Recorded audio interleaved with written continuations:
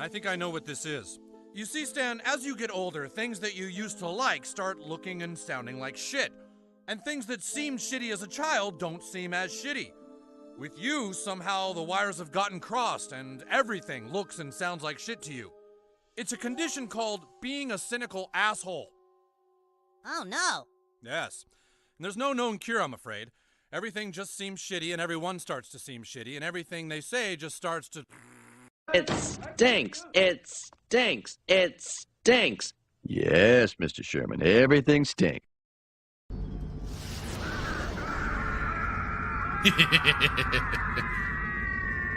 You hate to do it, but at the same time, it's hilarious. Bullshit, Mr. Handman. I hope I can help. Necromancy may be legal in Cyrodiil, but few will openly admit to practicing it now that the Mages Guild has banned it. Farewell.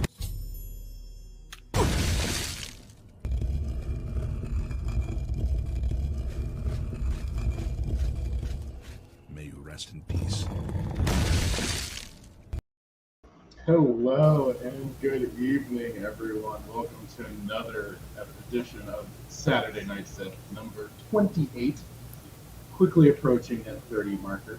I am one of your hosts, Fracture Filter. With me as always, Jay Hitman. How are you tonight, sir? Good. It's so hot. It's so hot. Yeah. Outside. The summer has finally hit our neck of the woods. It's like, yeah, definitely not comfortable. So other than that, I'm excited. I feel just refreshed. I'm ready for this palate cleanse. It's, the long-awaited arrival. Absolutely. I'm glad we decided to kind of take a night off on tackling any other Disney Star Wars content, because I'll say, yeah, I'm right up there with it.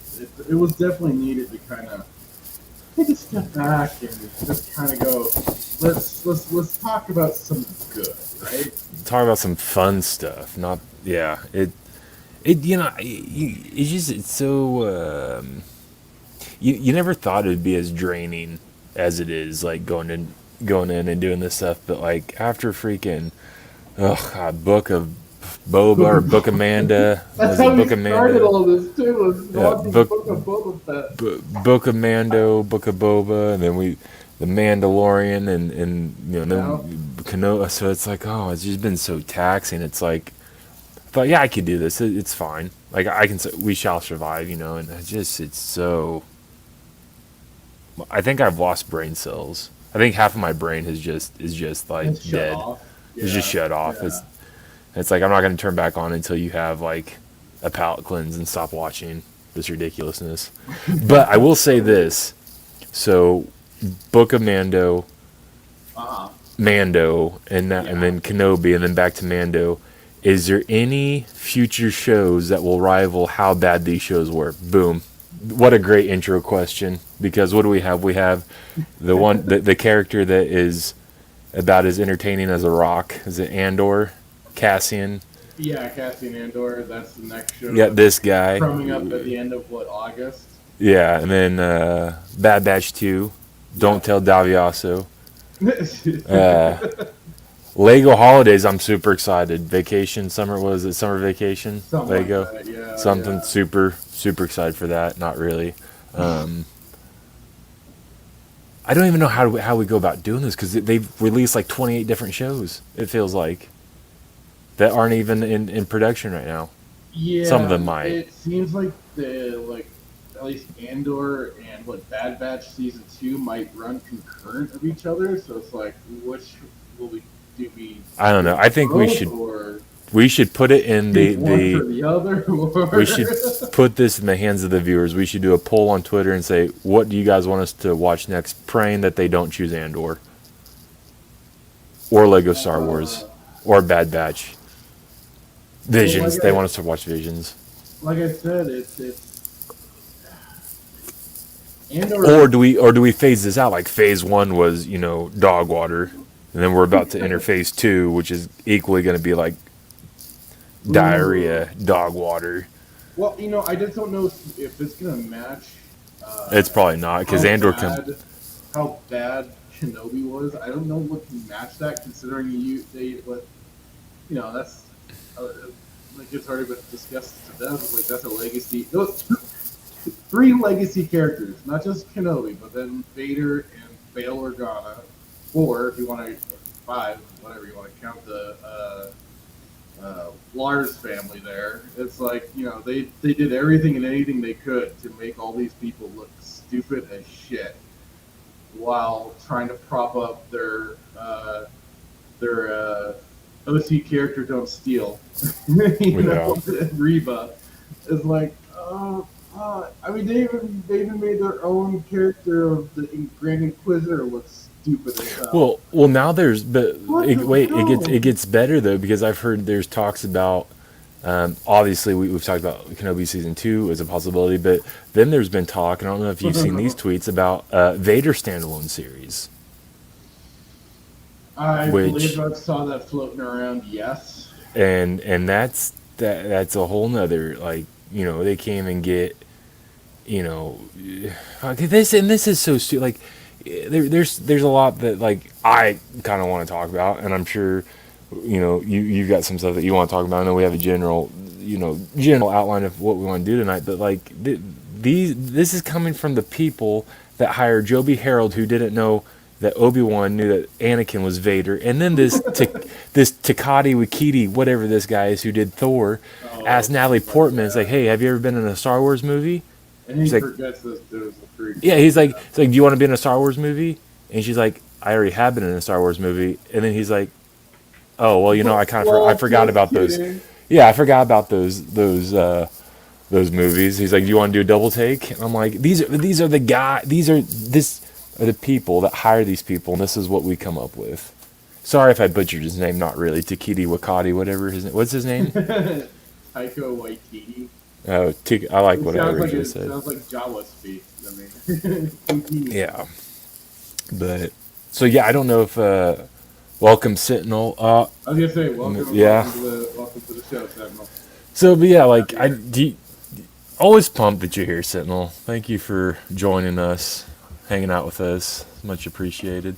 Yeah, so like I don't. Yeah, to your point, I don't think anything can get as bad as Kenobi, but again, like I don't put anything past these guys. Yeah. Oh, yeah. I'm so excited for Lego. So excited. Well, since like I said, we kind of thought about it. Let's do a bit of a positivity here. And yeah, we can get that. Some people might not consider this a positive, but I find it, slightly. I hope you're gonna do what I think you're gonna do. Lightning of the heart. I don't know. It certainly put a smile on my face, and that was this wonderful news that Star Wars Black Series Reva Lightsaber replica failed to hit crowdfunding goal. Will not enter production. There's some faith in humanity. Just not a lot. Not a terrible lot. Just a little bit. Because, it just goes to show there's no money in these Disney shows. No, they like to they like to go after all the old fans and stuff like that. Anybody that's criticizing this dog water ass show, characters and stuff like that. But you know what? ain't selling. But here's the thing. You know what I think is going to happen or come from this? They're going to say that everybody that didn't buy a lightsaber or Reva's lightsaber is a racist. And they're the same people that flooded her inbox with all these There's another funny thing, though. And before I guess we get into this, let me show that off, too. Hilarious of this company on top of it. Because thankfully, old Jeremy over at Geeks and Gamers, he had retweeted this. So, from Hasbro Pulse, unfortunately, the Star Wars Black Series Reva, the third sister, Force FX Elite Lightsaber, did not reach the minimum backing goal needed to move into development. Thank you to all the fans who supported this project and every fan who shared their passion and enthusiasm. The thing is, though, they turned off their replies. They can't even get any direct feedback to maybe improve or stuff like that. Okay, we carry learned lessons with every HasLab project and continue taking in additional fan feedback as we progress. With so many with so many galactic possibilities out there, we look forward to bringing you new Star Wars HasLab concepts in the future. Kind of difficult to do that when you can't actually get direct feedback from people, from the quote-unquote fan base. So, I mean, I don't know who they'll be going after what are they going to do? That's funny. That's hilarious. It's like, it's so stupid that it's funny. We value your feedback, but we're not good. It's like what they did. Didn't like Disney Celebration or something? Didn't they do that where they were like wanting feedback, but then they shut off the comments or something? There's something that happened at like Celebration, I think I was reading, or something with Star Wars. Lucas, where you remember? One of the live streams. Yeah. Yes. Yes, they turned off all the comments for a live stream, which is absolutely stupid. Yeah, again, that's defeats the purpose of having the fan celebration, and then you turn off the ability for the fans to speak, if anything, to each other, but on the stream itself. Yeah, it doesn't exactly encourage fan interaction or anything. No, it's so stupid. It's like, hey, everybody, come join us for Saturday Night Sith, number 28. We want your feedback. Just be sure to let us know. And then we just leave comments. And then we just remove the comments. Making the unable to do so. It's like, what? So let's get into this. So why do you think it failed? Like, I'm super excited that it failed because not only do I think that Reva, the character, not Ingram Moses, I want to be sure to put that out there because I know somebody will call me racist. The character. You don't even have to qualify. Just go for it. No, I know. There's a Dogwater character. The character. The show. They're writing bad. It was just bad across the board. Direction was non-existent basically because people want to criticize how wooden and stiff some things can be with the prequels, but watch Kenobi to see the destruction. There's some continuity errors with prequels and stuff. There were some things I felt like could have been elaborated upon, but this freaking show. Listen, how dare you? Jar Jar has feelings too. How dare you do that? Abrams didn't know what he was doing. I would think a show involving. Okay, you know what? I'm not going to finish. Please do. Hey, this is a tree of trust. That's no judgment. I'll watch a Jar Jar centric show before I watch Kenobi ever again. I'm surprised Disney Plus still has it on there. I'm surprised they haven't taken it down. Oh, they're not going to admit to their mistakes. They've already talked about that. They're never going to do something like that. And we'll just continue to laugh. Yeah. So with this specifically, so this didn't even hit, so they were doing so explain this process because I'm trying to figure this out. So this obviously didn't even hit Kickstarter, Indiegogo. So they were just trying to get funding to release it. They were basically trying to get the funding to either make the lightsabers or just get the selection of people that were wanting one of these lightsabers But the thing is for one, you had a price point of $499.99 Per plat. That must be. It had a minimum of 5,000 fans to back it. You know, but at the end of the day, they only round up with 1,413 people. And I want to be completely honest, real quick, and transparent that 1413 is probably friends and family of Disney. These are probably employees. Although Jeremy over at Geeks and Gamers and Ryan from Arcade Outpost, they were kind of joking around the other night on the stream saying after they made some videos about this whole, stupid lightsaber, that they had seen some tick-ups on the backers, and they were wondering if that was possibly from them, the people just, doing the whole spite funding sort of thing. Yeah. But you probably aren't far off from the mark on that. It wouldn't surprise me if this was just, the few crew that actually liked this. Well, okay. You take a generic thing like the Inquisitors, if anything, the Inquisitors' lightsabers, they all look the same. There's no distinction. You might as well have just said this was the Inquisitor's lightsaber. You might have gotten some more backers out of it. Well, this is what's... You didn't need to throw your new OC character onto this thing that was already poorly received. I mean, that alone was kind of your kick in the nuts. But if you just maybe made it more of a broad sort of thing, they might have gotten a little more. So but I'm trying. It makes, regardless, I'm just glad that people weren't buying into this stupid lightsaber. I mean, the whole Inquisitor's lightsabers already it was a stupid and nauseating thing to see when they first debuted them in the Rebel show. So I'm gonna drop something in the private chat here. Sure.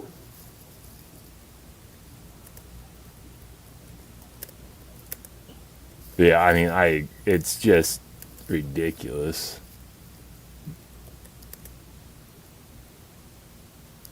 Well, it's just funny because, they say, with its failure to secure proper funding, Reva's lightsabers become the second HasLab offering to fail to meet its fan demand milestone. First being the Black Series release of the Rancor. However, the Rancor fared much better than Reva's lightsaber, ultimately failing to enter production by the significantly smaller margin of 467 backers, ending with a total of 8,533 supporters out of figures target of 9,000. Yeah. So I don't know why this comes in. I don't know. I remember seeing some people talk about it, and they weren't too enthusiastic about it due to quality or something. I forget. The lightsaber or this Rancor? Yeah, Rancor, it looks terrible. Yeah, I don't know. Maybe I'm just looking. I'm it doesn't look half bad, but I don't know. Well, People, okay, if you're actually seeing that I'm not. So I mean, there's always. I don't know. Yeah, I don't know either.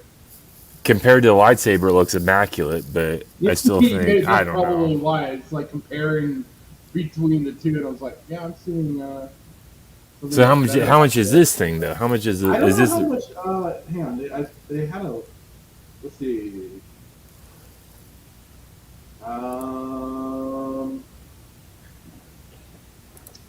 The page doesn't specify what pricing it was at, so I don't know. I don't know how much what this was going for when they launched the backing project. Yeah. Which is unfortunate. It would have been kind of an interesting thing to kind of get an idea on how much that actually was. But, I don't know. But I mean, they go on to say, otherwise, every other HasLab offering, including high-end, large-scale figures of Transformers, Unicron, Marvel Comics Galactus, and a vintage collection release of Din Djarin's Razor Crest has not only secured their necessary funding, but impressively exceeded their initial goals. There's Galactus there. Huh, it's 12 bit. Well, that doesn't surprise me though with Din Djarin, since he's the new Boba. Yeah, the new Boba Fett there.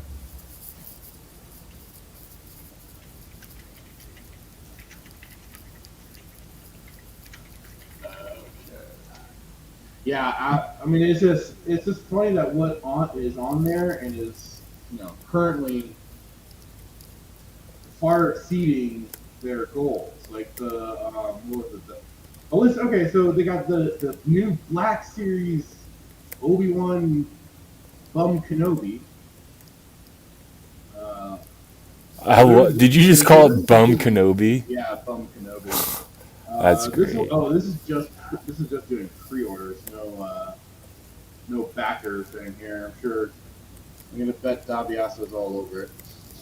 He already has it, and it's already on the way. I mean, what was funny? This Cobra Jeep, 16,000 backers out of his 8,000 goals, far exceeding certainly what it said at, and it's still got 30 days to go. And look at this. This is cheap. I mean, it's just $200 cheaper. I mean, yeah, $299. So, it's pretty funny, like, what? I mean, now I'm just seeing like a bunch of pre-orders and stuff on here. Alright, I want to try something here. I want to pull this up and see if it works. So if it doesn't work, let me know. No worries. Let's go. Is it going to work?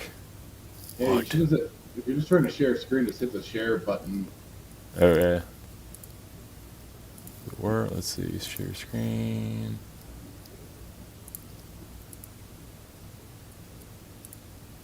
Is it working? Not seeing anything pop up. Let's see. Because you'll just hit the share screen, and then Entire screen. I just go to sharing a tab. So whatever window Okay, I got you. browser you're using, you can just select the tab and then select what is it? There you go. Does that work here? Yeah, okay. it's working. So we talked about. Oh, I'm sorry. So we talked about like how it was $500, right? So I just typed in just comparatively, like they're charging $500 for this lightsaber, and then we go down here and we see 208. 208 for this is like Kit Fisto, and then obviously the lovely Leia 264 for Rey. But is that Leia's EU lightsaber, or is that? No, I think this is. I don't think it's EU. I think it was one for the movie. Yeah, because it looks a little bit like Luke's there, and I believe that's how that one looked in the Rise of Palpatine. Right, and then this Dogwater lightsaber 264, but even like Dooku's with a 9% discount, $199. Like $200. I mean, the funny thing is that Inquisitor's lightsaber doesn't even spin or nothing. No, it's just stationary. Yeah, it detaches, but it's like, who fucking cares? Like Luke's, like 284 for Luke's. That's his obviously Return of the Jedi? Is that his? That's a Black Series too. Yeah. So that's, yeah. So, and I just want to come down here, like, it's ridiculous. Like Revan's probably the most expensive at $414. Woo! So, yeah, it's just. Then we got our lovely Mandalorian black saber. So, but yeah, it's ridiculous. Like, Luke, I can't even. It's just so ridiculous. It's like, why 500? Like, if you're gonna charge 284, I can understand Luke's being 284. Return of the Jedi, because that's like, obviously, I don't know if it's one of your favorite, and we actually want to get into that later in the show. But like, it's definitely one of the lightsabers that I love, right? So I can understand it being 284. But it's funny that the newer Disney, like this dark saber, right? It's like the newer stuff they want is more expensive. Why? Why is the dark saber, what I say, like $300, $400? You know, why is this ridiculous lightsaber $500? You know, it doesn't make, and it's the same thing. It's like, well, it's brand new. Like, no, that doesn't make any sense. Just because it's brand new doesn't justify it being $500. And who's going to pay $500? Like, if you were smart, like, do it, you know, release it at a more, I can't even believe I'm saying this, but maybe a more affordable price point. Because, like, I've held the Black Series lightsaber, like, they're nothing to be beholden about. Like, they're not that great. Like, they're nice, but if you really want to spend $500, if you have $500, shameless plug, go to Ultra Sabers, right? To where you can actually use it and go to Walmart and duel somebody with. And that's a true story. There are people that go to, like, Walmart and fight with these lightsabers, right? So it's terrible marketing. It's a terrible price point. I'm sure that they probably made that thing. If they had gotten this to production, they probably, we'll just say, let's say they spent, you know, $7,500, you know, making this thing. They just, and then charging, you know, $500 for it. Well, they just marked it up to what, like 400 something % margin, if that's even, you know, the case. But like, I think that the audacity that you even thought about releasing a lightsaber when you created this just terrible character is just utter, just doultishness. I love that word. That's my new word of the week, by the way, doultishness. And it's like, what are they even made of to somehow warrant or justify these? They're not. Like, what? We're gonna do a live stream. I'm gonna get a hold of my brother's. He's got a Force FX Black Series lightsaber. I'm gonna get a hold of it. We're gonna do a live stream with it. Well, we do live streams, but we're gonna do like a live stream video thing, and we're gonna look at it because they're not really well made. Like I'd even go as far to say there's lightsabers at Disneyland, the lightsaber shop. You're pretty much on fire. Yeah, the droid shop, whatever it is at Galaxy's Edge. Those lightsabers are more well built than the ones that Hasbro makes. And that, listen, I'm not one that takes a shot. You know, I don't like taking shots at people. So, you know, and I'm not going to because I'm a man of integrity. But the ones that Hasbro are producing are just dog water. Right. That's not a shot, you know, at Hasbro. But what they produce is just the worst. It's terrible. They should stop producing stuff because they're terrible. But again, that's not me taking a shot or anything. Well, it this kind of comes down to too is just maybe like spending in some actual time to put in good materials, and I mean, I don't know. I've never bought one of these lightsabers, so I don't know what they're like. Somebody's gonna, mouth, so. Somebody's gonna though say like, well, it actually spins. That's why there's a lawnmower motor in action that spin. Pull the cord and it starts spinning there. It's like what are those Beyblades or whatever where you would rip it and then it would spin. Yeah, that's what it is. You got to manually pull the whatever you call it. I mean, none of the videos on here for their website. Let me just bring it up really quick. You know, none of these are showing this lightsaber in action, like it is. Well, other than when I say in action, I mean the spinning. You know, I mean they give you the animation sequence, they give you the animation blast deflect. Sorry, the animation battle sequence. So that's when the saber on saber. Animation wall cutting effect. We really, animation smooth effect, which again, this thing ain't spinning.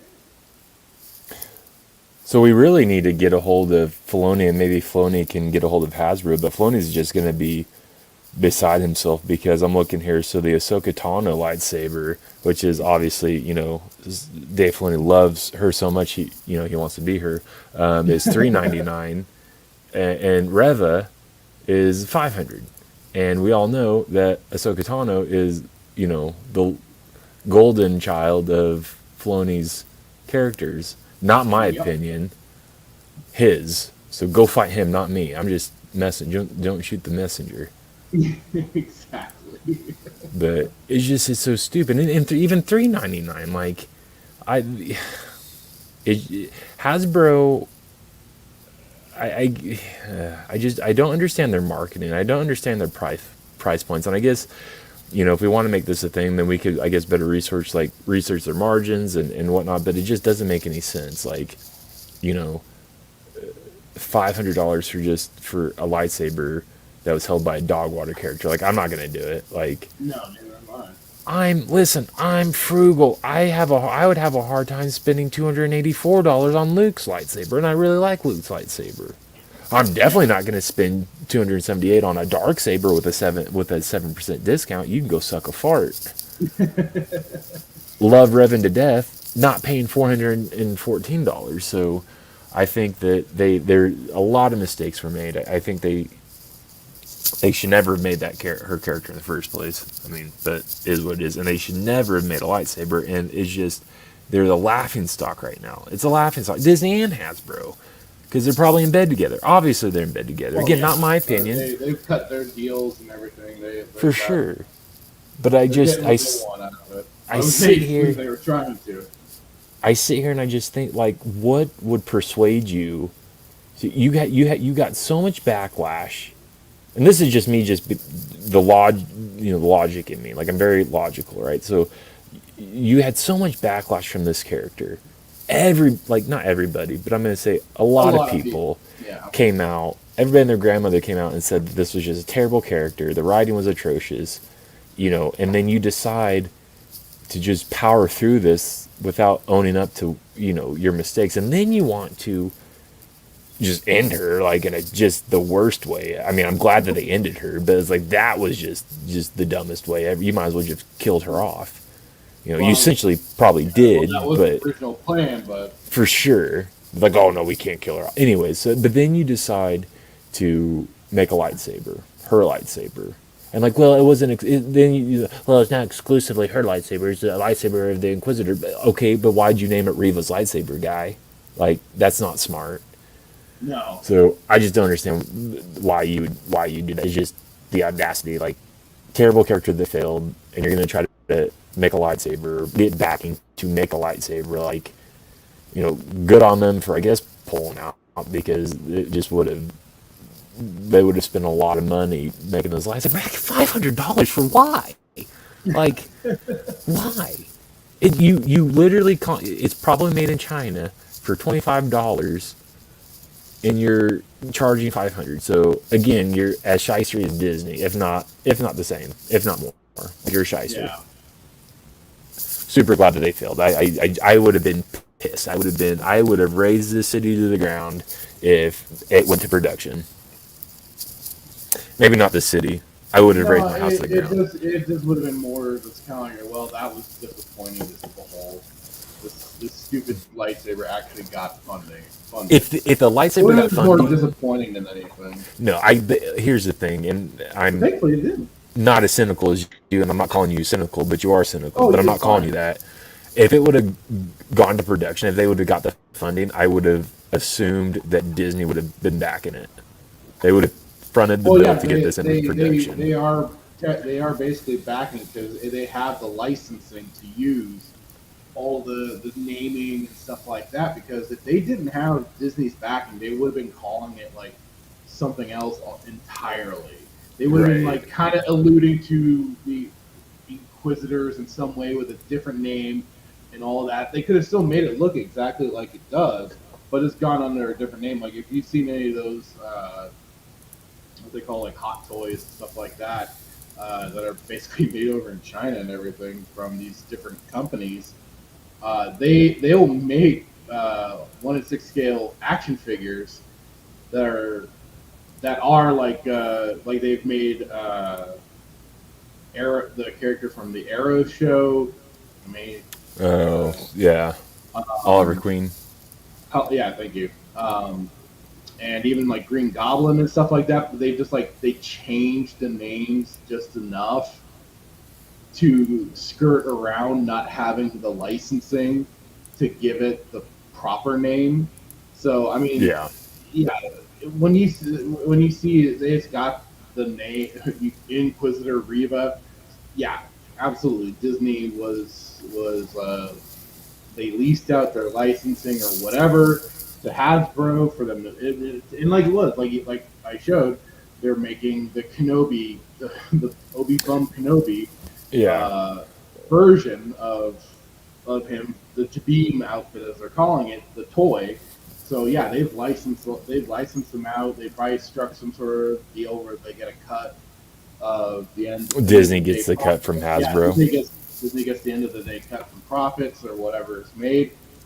So is this equally Disney's fault in regard, like, so I guess who's at fault more, or is it Hasbro dropping the ball on this, or is it Disney, or is it both? Well, without being a fly on the wall, my only guess would be that it's probably Disney's for creating this dog water character. Creating this dog water character, but it's probably also at their insistence that you market this as we're trying to push this character as strong as possible.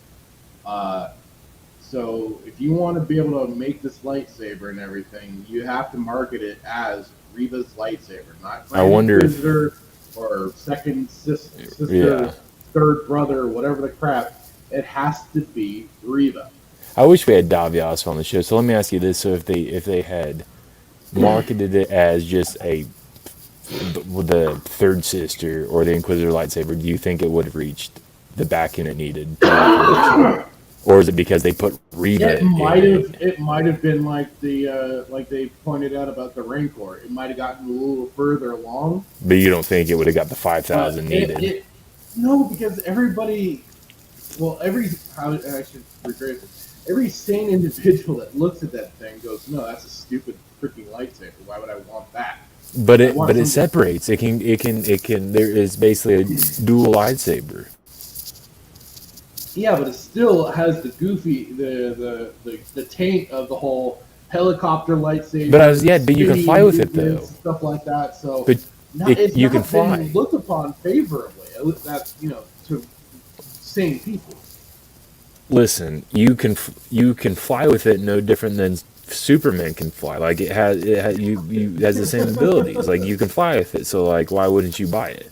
And it's separate, so and it comes apart. So you can have two lightsabers. You can fly with it. It's red.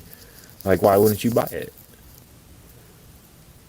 Vader held it for 2.3 seconds in the show. So like, why not buy it? They might as well just call it Darth Vader's new lightsaber. No, I can't say it enough. I'm glad it. It's a head scratcher for sure. So. I'm very, we should do, we have the next show, we can see what information we can scrounge it, but if they're releasing all these new, I know they're doing the Black Series, the toys and everything, and maybe Daviaso would be a good person to talk to from a bias perspective, because he likes that stuff. I wonder, like, how hard they're pushing these new toys, and how many people are actually buying them, if they are. All you have to do is look and see it, like, at any retailer, and see how they actually move, if they move quick enough and stuff like that, or if they're sitting on the shelves long enough to get the clearance sticker. Right. There's dust on it. Gauge it from that. So like kind of, if you're ever wanting to check out Walmart and Target and stuff like that, that's your one kind of gauging and going, okay, so are these making it? I mean, it's funny how people have shared pictures that they've found of a bunch of what was it? Ray Palpatine Episode 9 toys, and they were all on the clearance rack and stuff like that. Well, I think you originally sent me that video, and it was just the most. I actually have it on my phone for when I have really bad days. I just go back and I watch it. But it was a glorious video. It's a little smile on your face. You literally have, fun fact for those who don't know anything about retail, most shelves are 4-foot sections, and they had, I think, a 12-foot section of just all Ray toys. It was the greatest thing. It's like, you multiplied more than two rabbits having, relations, but it's interesting. Oh, for sure. So.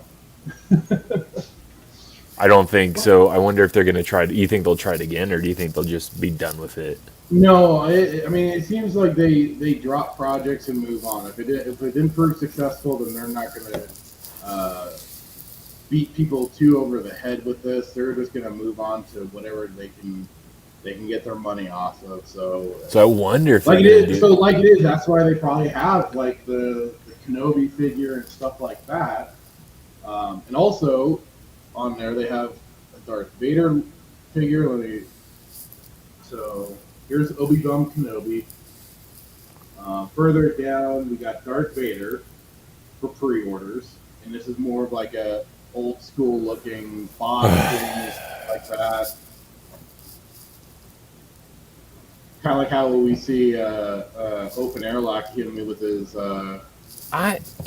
retro today kind of box look. Yeah, relic of the day, and this really irritates me because I used to love Kenner, and I used to respect the hell out of Kenner. But why is Kenner? Huh? Oh yeah, Tala. Yeah, I get this off my screen right now. It's a deck officer. Oh my goodness, the rice paddy hat. Look how bad that is. Why is the lightsaber completely red? Vader's gonna sell. We know that. Why is the lightsaber all red? I have no idea. No idea at all. Why is Kenner in bed with them? Because I used to respect Kenner, but I was at the mall earlier today and saw old Carl. I thought this was a Transformer when I saw it, but it's that. Nah, dude, that's Wrecker, man. That's Star Wars theory says that's Wrecker. He's called Ned B. AKA Wrecker. So bad.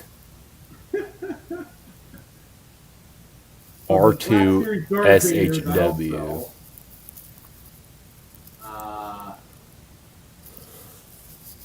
Is this Hasbro.com? Is this Hasbro? This Okay. is HasbroPulse.com. Oh, Leia's droid.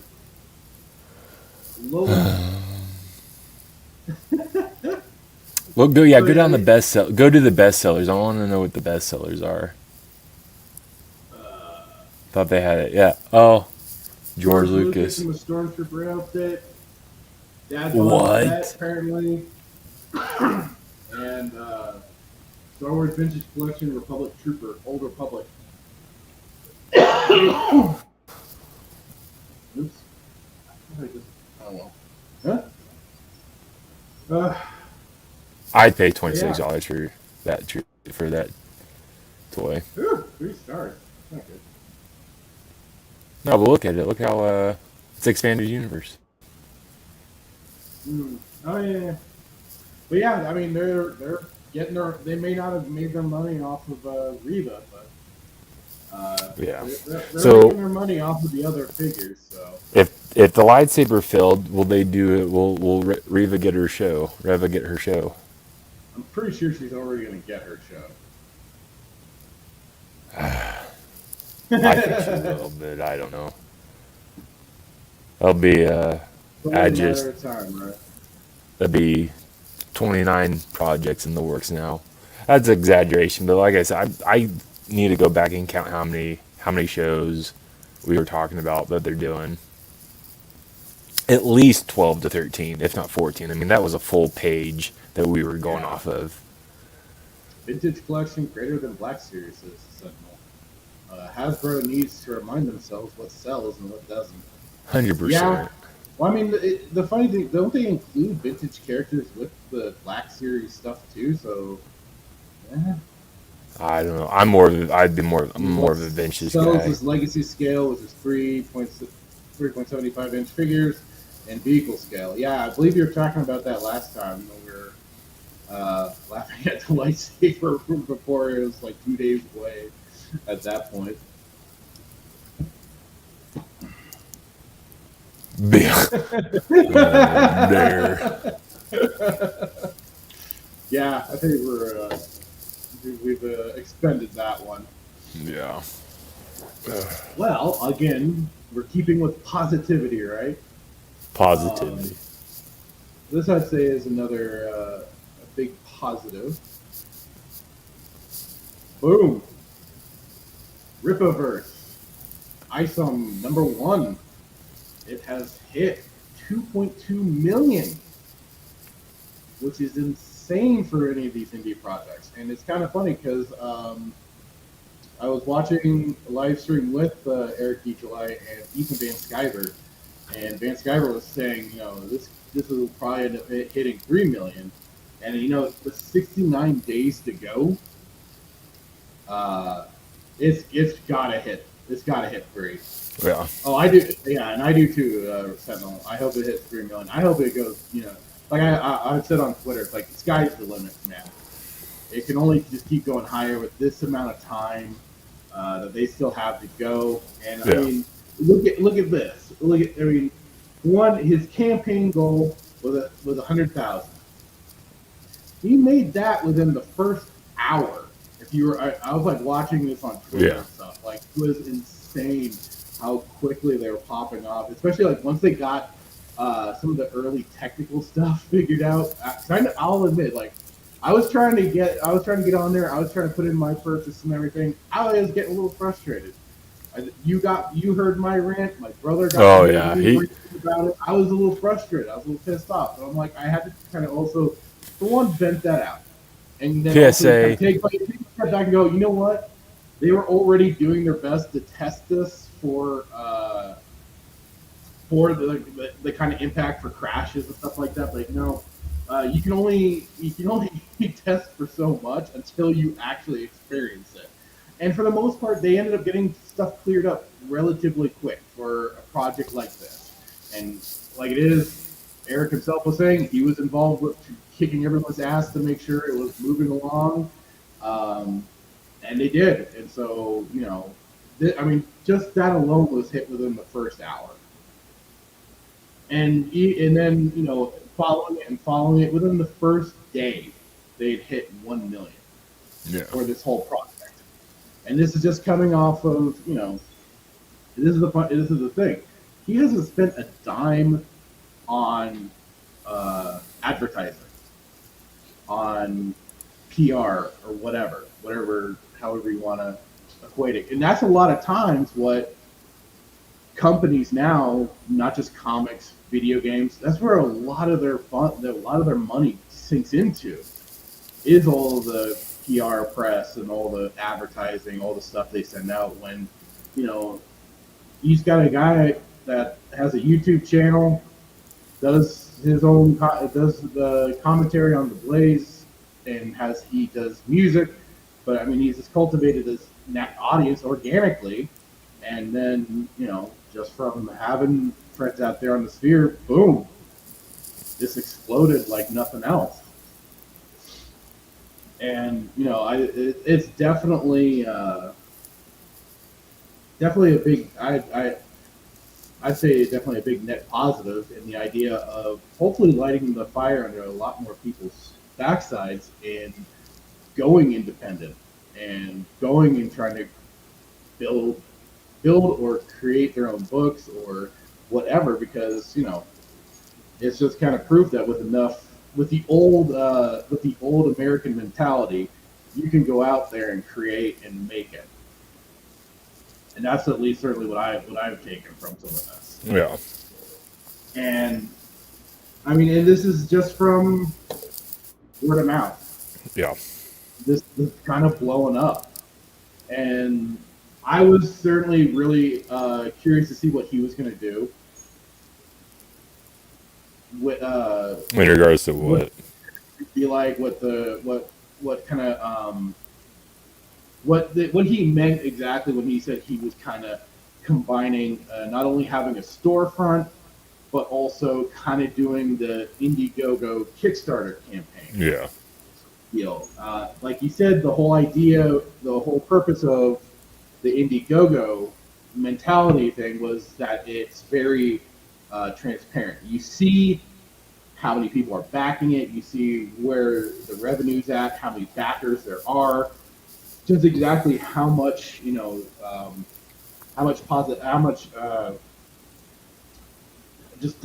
much steam this is really getting picking up and stuff. Yeah. And like I said last week when we were looking at his announcement video, what got me was yeah, you know, the whole idea for the universe itself is maintaining continuity and consistency.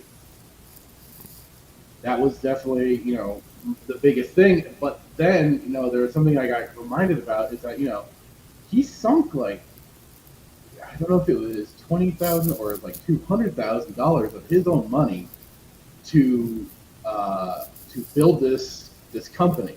Yeah. He had to he had to buy the warehouse and just get all. He was first working on the story, got the artist that he wanted for the project, and then slapped the book together first, and then yeah, just kind of went from there. And then now it's just, yeah. I mean, I don't know what how much more to go. I mean, you can also just kind of for anyone else, is run on over to Rippaverse.com and just kind of start checking things out and see what tiers you want. Because I know for myself, I grabbed two of the cover A's, one for reading and then one signed, and then covers B and C as well signed.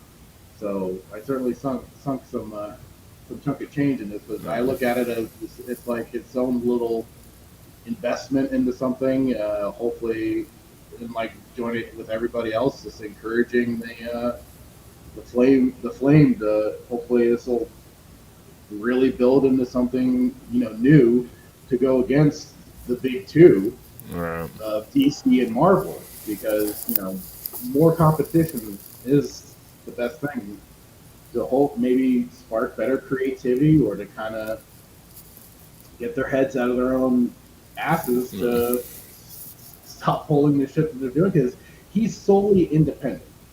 That's the big thing, is that he's not beholden to investors or anything like that. He's the boss. He makes the decisions. He's doing the story. He's making sure things are staying the way they're going to be staying. You know, how much more can you ask from that?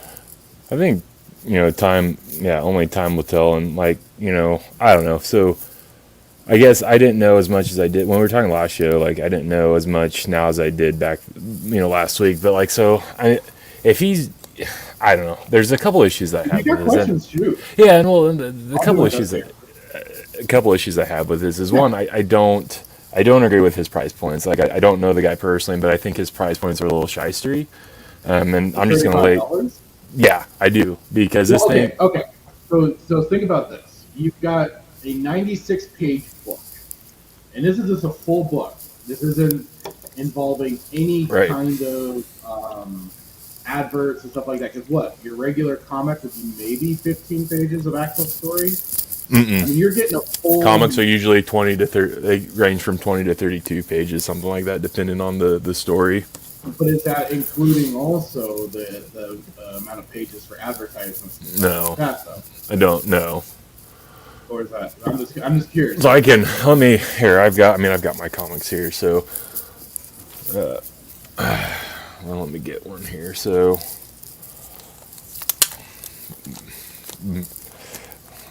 like, I don't have them here just because I put them here. Well, just for the show, but I have them here because I put them here. But that's for later. Yeah, that's for later. But so,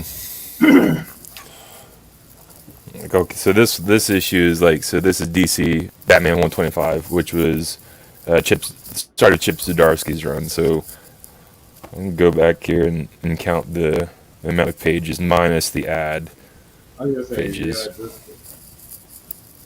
So, I mean, let's see here. I need you to fill a bus while I'm doing this. Yeah, I was kind of, so for one, I mean, one of the big things too that I looked at this, once he got the website going, took a look at the stretch goals, and I'm like, okay, this is great. You know, more inventory purchased, new items will be added to the campaign. Like it was, he's been saying he needs to add more because he wasn't expecting just how big this was going to explode on him.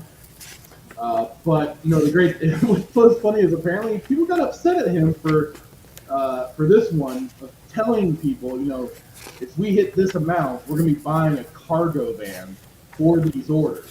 to make it easier to get them to ship and stuff like that. And it's just funny the stupid stuff these people will gripe about. But the big thing is that that 900,000 all part-time Rippaverse employees are converted to full-time. And what I mean, a lot of times these, at least as far as I'm aware, a lot of the comic creators out there, or a lot of artists and inkers, stuff like that, most of the time they're on contract, right? They're just hired on either for a temporary book and stuff like that. They aren't full-time employees. So, I mean, just having that opportunity alone, I say is a really big push in the right direction of, change, at least shaking things up a little bit for just how the artists and stuff are potentially compensated and treated. Because also that's been the big tough thing for a lot of people. Is like they say, if you want to go anywhere, go to DC for better royalties. Don't go to Marvel. Yeah. But regardless, it's just these people. Some of these people create some fantastic, amazing art. Yeah. Some of them create shit. That for sure. I'd kick it in the ass and be like, no, you're out. But I mean, a lot of there's a lot of talented people out there that just they're not. It really is this scraping the barrel. Right. I'm gonna try, and like I said, I'm trying not to be biased because obviously anybody who follows me on Twitch and Twitter, like I'm a DC guy. I've been a DC guy since childhood, and I think the issue that I have with it, one, like I don't like the prices. I think the prices are very shystery compared to regular, like the comic book industry, right? This is a 96. I think that's a lot of mitigating factors. Because for one, this is an independent project. Is the big thing that they're not. Again, like I said, they're not. He's not beholden to any kind of investors. Where that's where they can kind of scale down pricing here and there. Right. So, you kind of. This is, I think, maybe just because I've been following more independent projects. This is about the price range that you're generally looking at, and usually in regards to what though? This page count is like 96 pages, full story. And then usually with some of those, they have like different like little inclusion of extra perks that you get with the whatever tier you're backing. Right. But the traditional, he's charging $35 for a 96-page book, and it's just the first issue, right? A normal trade paperback in the comic book industry, whether it's, and I'm speaking for DC because I don't read Marvel, but typically a trade paperback ranges from $16.99 to $19.99 range, right? And that gives you the full the story arc. So Deceased. So we'll just take Deceased, right, by Tom Taylor. That's a 232-page book. That's 6 issues, and that range. I think I got the hardcover, so it was a little bit more expensive, but $24.99, right? That's 232 for $24, right? That's the whole thing, and he's charging $35 for one issue. So I understand, maybe they print them in China, whatever it is. I get that, but I'm not sold. I think it's just it's using a lot of their own. Because they're doing their own printing. For sure. I don't believe they're relying on any. Because again, it all comes back to he has to read. Like he said, he's people who are like, oh, so you're gonna buy that Jag now that you hit the mills and stuff like that? And he's like, no, man, this is all about reinvestment. I mean, he's basically gonna be taking any of this money he's earned and reinvesting into the company, and then moving on to the next project. And these prices, like I say, I've already been looking at so many different independent projects. The price didn't surprise me at all. Yeah. I can understand from yourself. I mean, and then think about it. It's like, you buy multiple books too, right? For sure. So, I mean, that the argument made, yeah. This is the launch. I mean, this for one is going to be the launch of this main character, but also the beginning of this universe. And like it says, in the story, we're getting introduced to the Alpha Core, this character Yaira, the blonde here, and just getting this basically the origin story kicked off. Yeah. I I'm not too super versed on everything comic book industry, so I just see what I've seen from the indie side. So The other thing that's interesting is everybody, like I said, like if the guy, wants to break away from, I'm not saying that, I don't think Eric July ever was specifically involved in DC or Marvel, but I had heard that one of his writers, whatever, had ties to DC and Marvel, and they're playing they're playing the card like DC and Marvel silenced him or whatever it was. So if he's going to do. Gabe Al-Taib is one of his art color works and one of the artists, I think. Yeah. But yeah, he was a former DC, and he worked at Marvel at one point, I think, too. And yeah, he's just been like it is, like a lot of these artists, not all of them are treated so well, and when you have a different thing of opinion, whether it be just generally or politically, you have a. I'm trying to think of how to put it. Just a stigma that it's not looked upon fairly just because of who it has infested the industry and taken it over. Right. And they aren't exactly being welcomed in with open arms to keep working with these people and stuff. So, Gabe's definitely, I followed him. He's definitely been very vocal, and it's kind of pointing out the hypocrisy and BS that's been coming from these comic pros and everything on their own behavior and stuff. Yeah. I mean, you'd have to be a fly on the wall, and like I said, if DC Marvel, let's just say DC kicked him out because of that, then that's not good. But again, DC, and I'm trying to be unbiased as I can. DC, it'd be one thing. I didn't see anything about him being kicked out. Whatever he said. He left. Whatever he's saying. It'd be one thing if at the end of the day, like,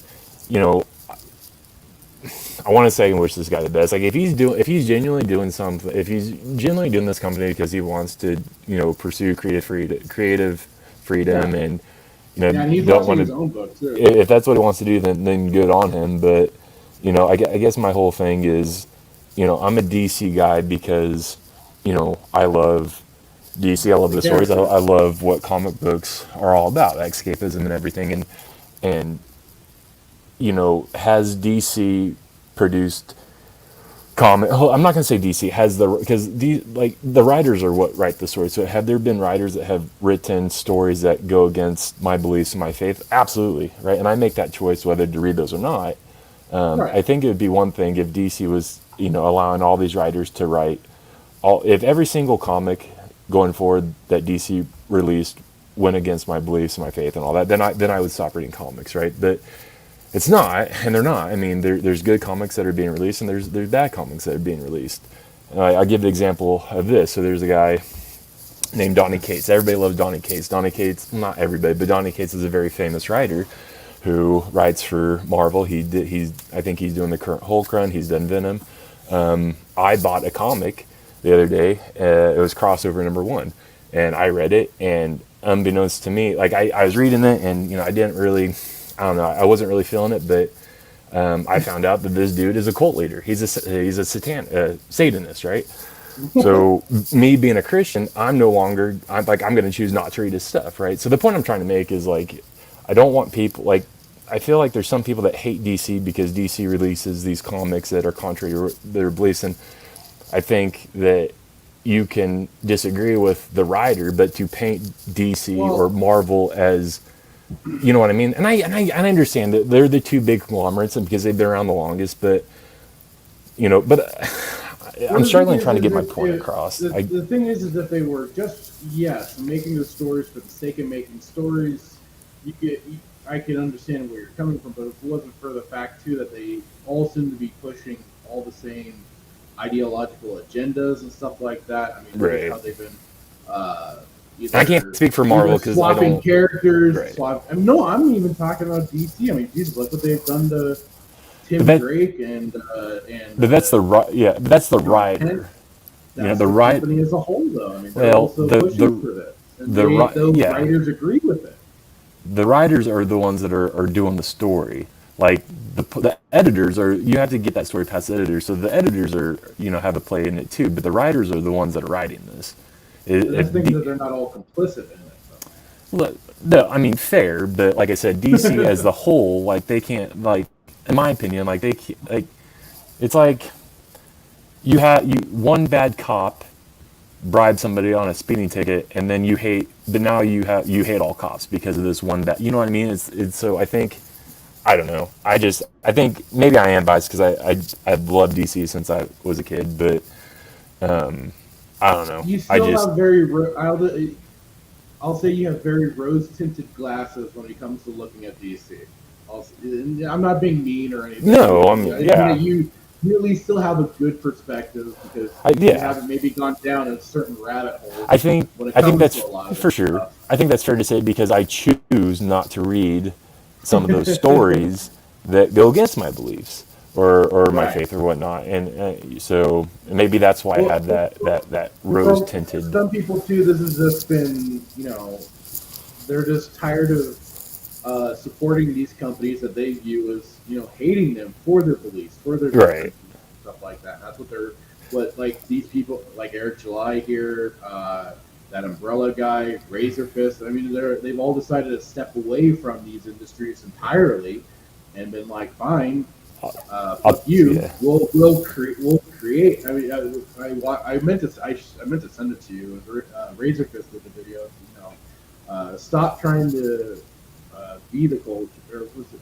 I'll have to look it up. But I mean, it was just basically like, you know, start creating the culture you want instead of just trying to ask for permission to still be a part of the current one. I just want to know, like, so like him, you know, like Scott Snyder is one. Like I've got a lot of favorite favorite favorite writers, and you know, like, you know, Frank Miller, I'm sorry, not Frank Miller, he's one of them, but like Scott Snyder and Greg Capullo and Grant Morrison, like they did, you know, two of my favorite Batman runs next to, well, Zdarsky's so far, but you know, that whole run, if you read it, like it's not, I don't know how I'm trying to say it, I guess there are sides of the aisle that I don't agree with, but when when either side tries to silence each other, then why do we have free speech? You know, and again, I'm coming out and I'm saying that there are things with DC that I don't agree with. There are things with the writers that I don't agree with. Just with the writers that I don't agree with. Just because I don't agree with some of those writers, I'm not going to write off reading comics, if that makes sense. I guess the day that I stop reading DC is the day that every single comic that has been released. It's not about, you know, it's not about like giving up comics exactly. It's just about maybe finding alternatives, and that's what this is. It's all about finding an alternative group that is still giving us stories about heroes. Still, you know, we aren't being browbeaten over the head with current day either politics or social issues or just whatever. Right. Just, you know, just having those old stories. I mean, Jesus, look at how now we can't even have the classic story of the knight in shining armor going off to save the princess from the dragon sort of thing. We can't even have those, those basic kind of trope-filled stories. We can't have those because these weirdos will all cry it's problematic.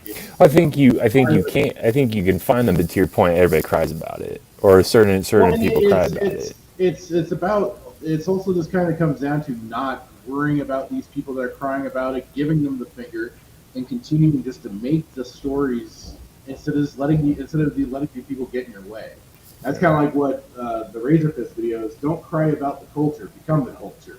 I think that's kind of what it comes down to. Is the surf, and this has been something that's been it's been in my brain for a long time myself, is wanting to get back into writing and possibly piecing something together that I'd want to put out there. Is this? Are you hinting at? Are you? Hold on. I know mine would just be so close to Star Wars. Well, that's what I'm gonna say. Are you? I think it's like I'll be an alternative. You know, it's that sort of thing. It's not. Maybe I just want to. Maybe I couldn't, but you know, it's. And if anything, if I can't, then at least we'll do things like this where we're talking on a live stream about these other content creators and helping spread the word. Are you so many different ways to go about it. Are you hinting at a future Saturday Night Sith comic book project in the future?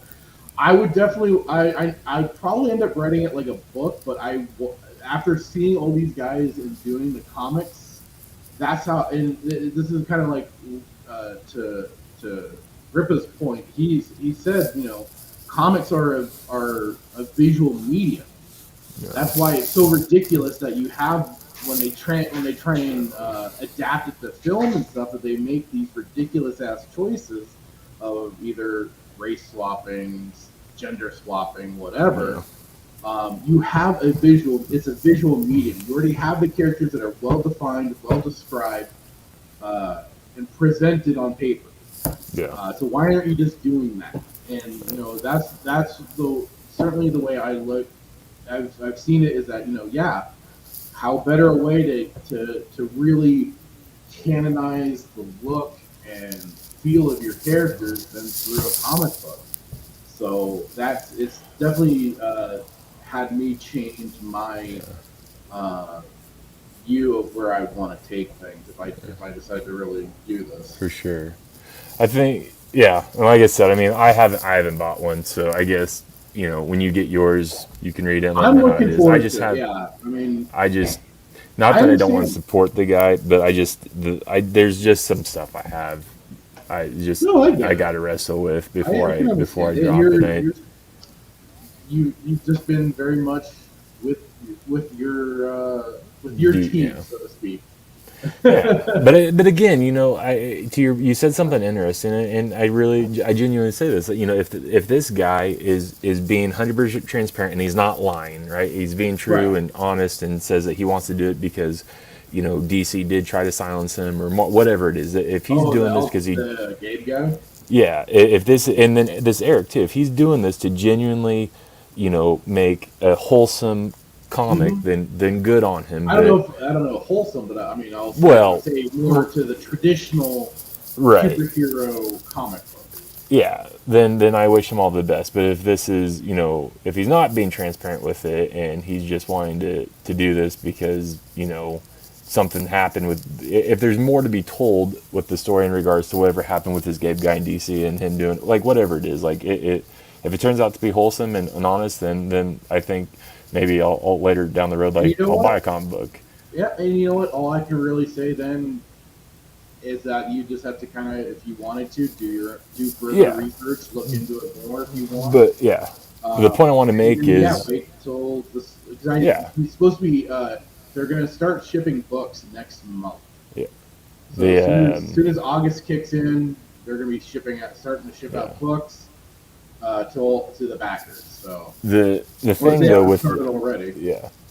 I do hope that if this is genuine, that maybe it will kick DC. Because again, if you like comic books, then really the only company that you care about is DC. Because Marvel's just terrible dog water. People do like it, but I don't understand why. Just kidding. Not really. DC is the way to go. Anyways, hopefully this kicks DC in gear, and maybe they can go back to, telling, you know what I mean, like going back to the roots and not, so focused on.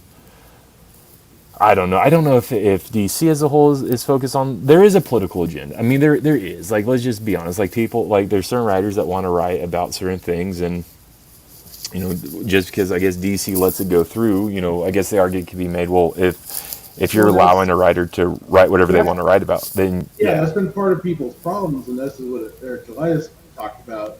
Is that these people come into this industry and they just want to use it as their own soapbox and own thing to drive them professionally. That they don't care because they don't care about the lore. They don't care about. Some, I mean, there's definitely some writers. Hash brown, not all, but generally speaking, there's a lot of these people that come in. They don't care about the characters as a whole. They don't care about what's been established, what they've already have had these characters go through and stuff like that. It's called nope. I am here to get on my on my soapbox and make my opinions heard through. I mean, you'd these have more, characters yeah. and stuff like that. You would have more luck just going on the corner of the street and doing that than bringing, a comic book character and dragging them through the mud, in my opinion. But again, What was it? Didn't I send you that page of Batman watching a riot happen, and he goes, "Nah, I'm not gonna stop." But again, like I said, that's antithetical to the character. But again, that's the writer, and so at the end of the day, like the writer has the freedom to write. Yes, they're the writer, but the writer is putting that into established lore and continuity of how now Batman is acting. For sure. Instead of what they've the been next, shown to do historically. But then the next writer, can come back and kind of do that reset, and the reset isn't retconning necessarily, but it's like the writer has. They're doing the same stuff that we are agitated and annoyed and pissed at when it comes to these. I'm not trying to make you hate your precious DC company or nothing, but it's the same thing that we see with Star Wars and with what they are doing. That's what look at it. We saw them. People that didn't know that Obi-Wan Kenobi clearly knew Anakin had become Darth Vader. We had people that thought, no, it'll be better to not include Star Wars music in a Star Wars show. We decided to make Bail Organa completely dipshittily retarded, just to further the plot along. We instead of actually listening to Owen of, hey, crazy chick with a lightsaber is back in town and is hunting for me, or hunting for us. We need to get out. No, we need our, strong whammon moment with Baru to go, no, we're making our stand. Are you fucking retarded? Yeah. I mean, other than we got something of a decent moment out of Owen from that.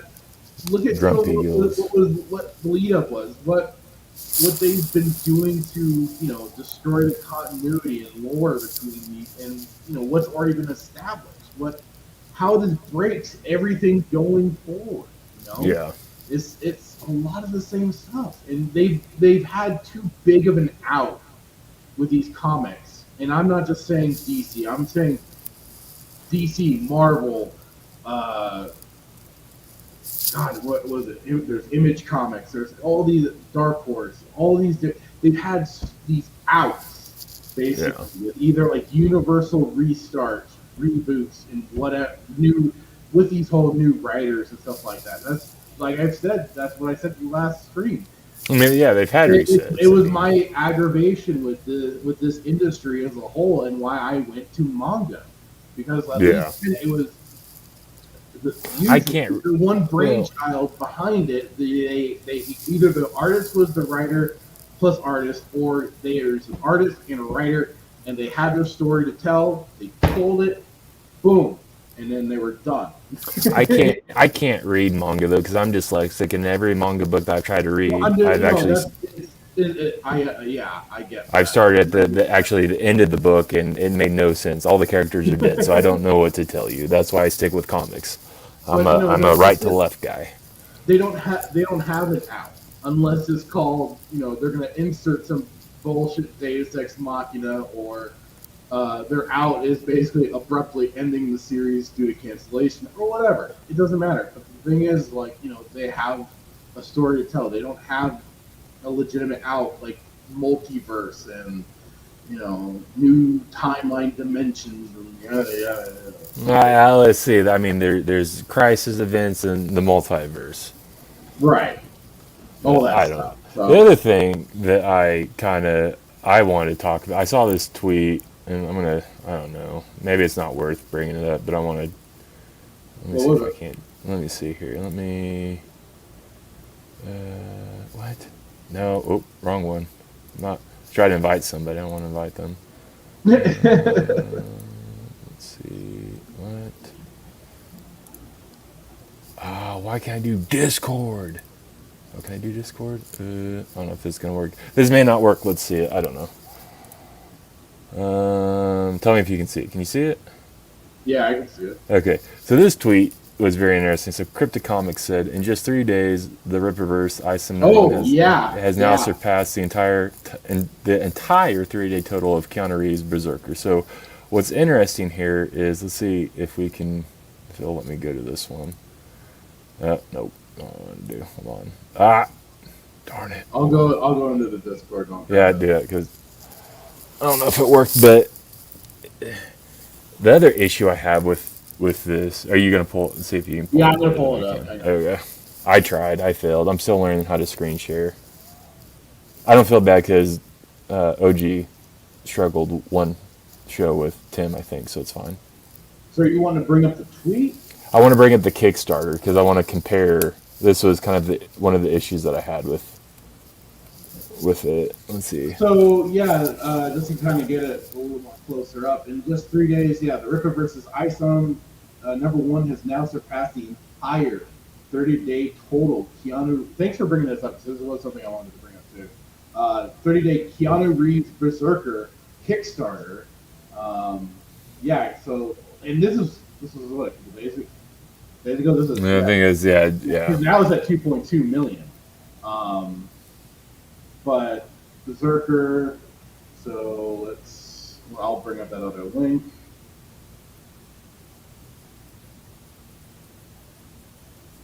Okay. No.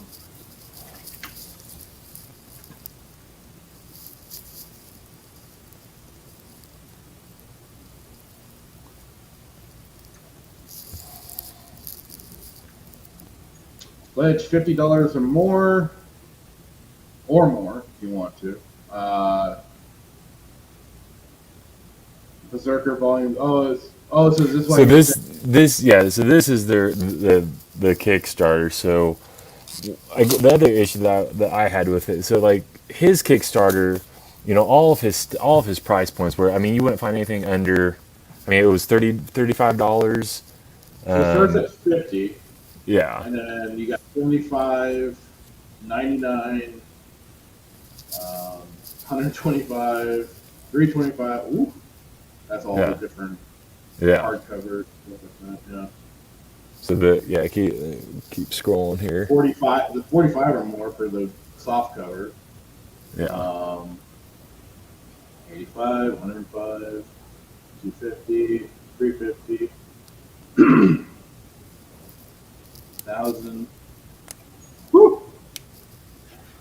I think that's where you get to be in canon or something like that. Yeah, so the highest one is 2,499. That's basically the equivalent of him charging $5,000 to be in a comic, I think, and then you get whatever else it's in it. Right. Well, and this is Berserker that was backed and had the backing and support from Keanu Reeves. Right. So we don't know what money he'd already put into the project itself. Right. And this was kind of like an overtime sort of situation. But if I'm not mistaken, I mean, they're just selling all books, right? This wasn't any real, I don't think, merchandise on this Kickstarter.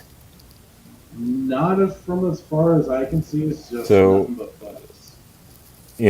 I guess the issue that I had with this comment is like he's selling merch too. I mean, and I think like I said, what's ridiculous is he's selling 11 trading cards for $100, and he's selling a comic book signed for $50. He doesn't know Have you seen the trading cards though?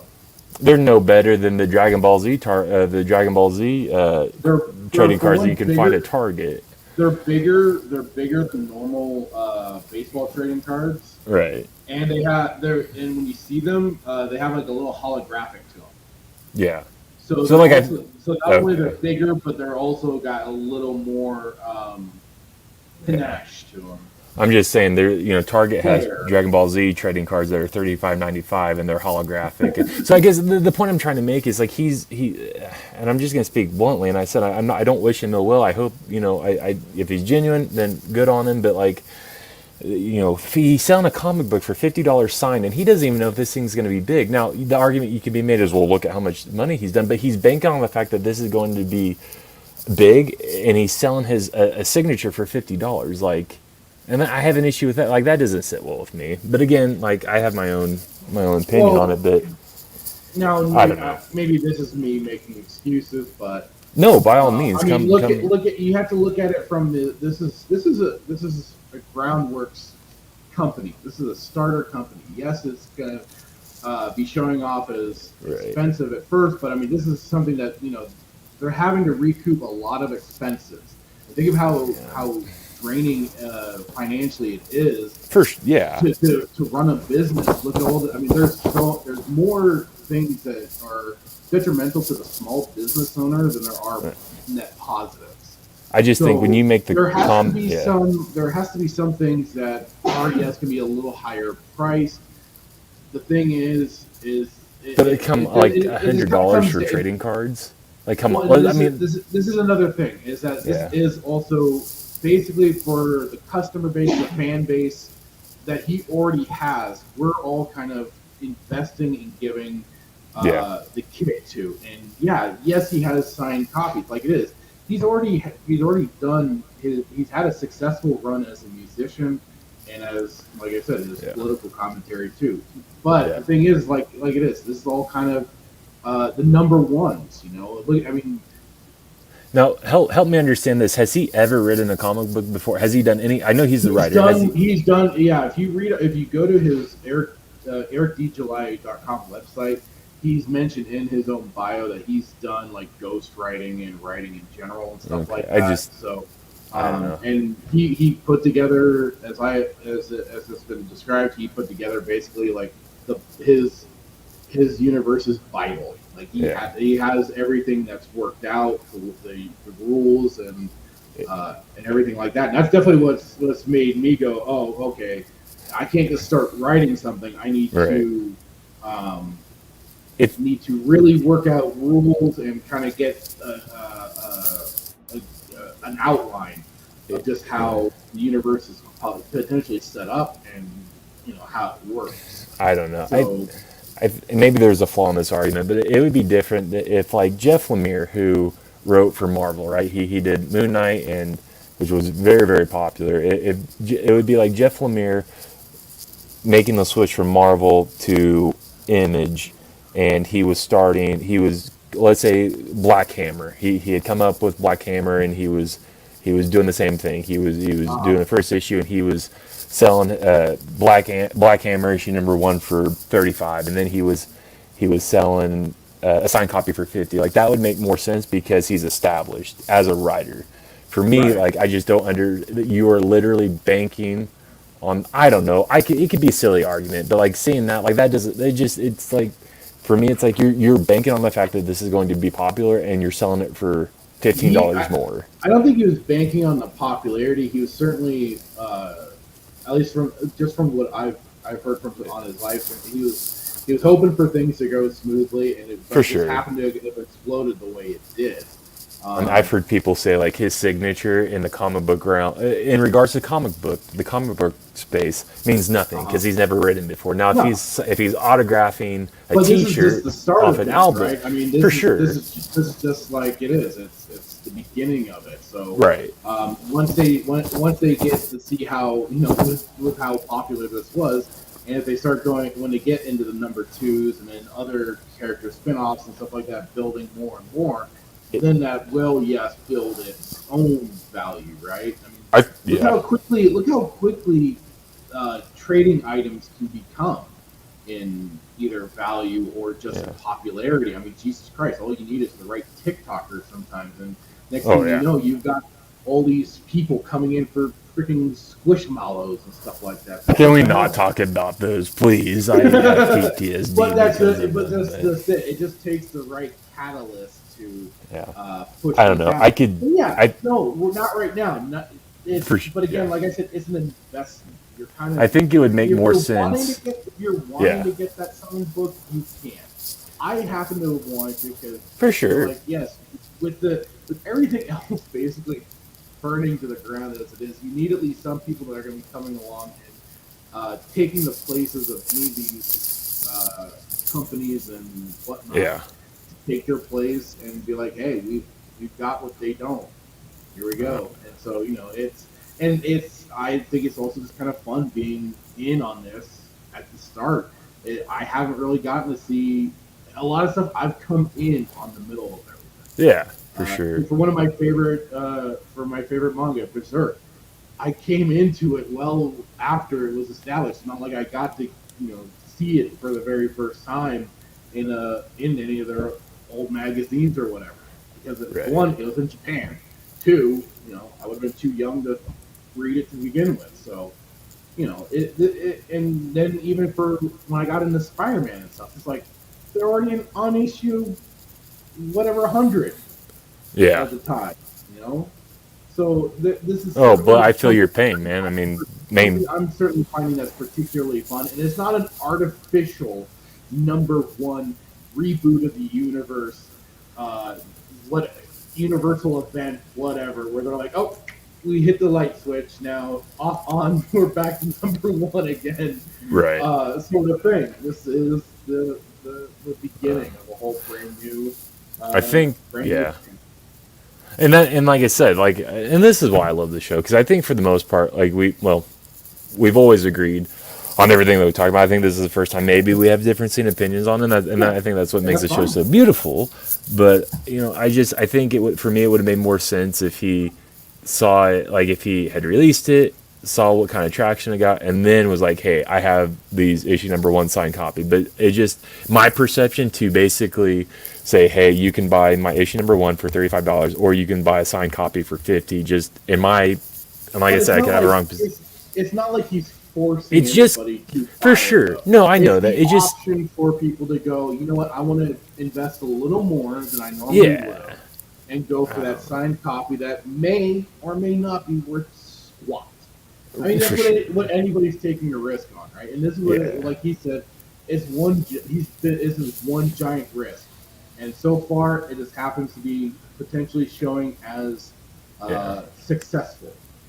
I don't know. I'd be hard. Whether it goes forward and we get more issues, and this really does, continue to be a bigger and bigger thing. I know I'll be certainly looking forward to talking about the first book for sure.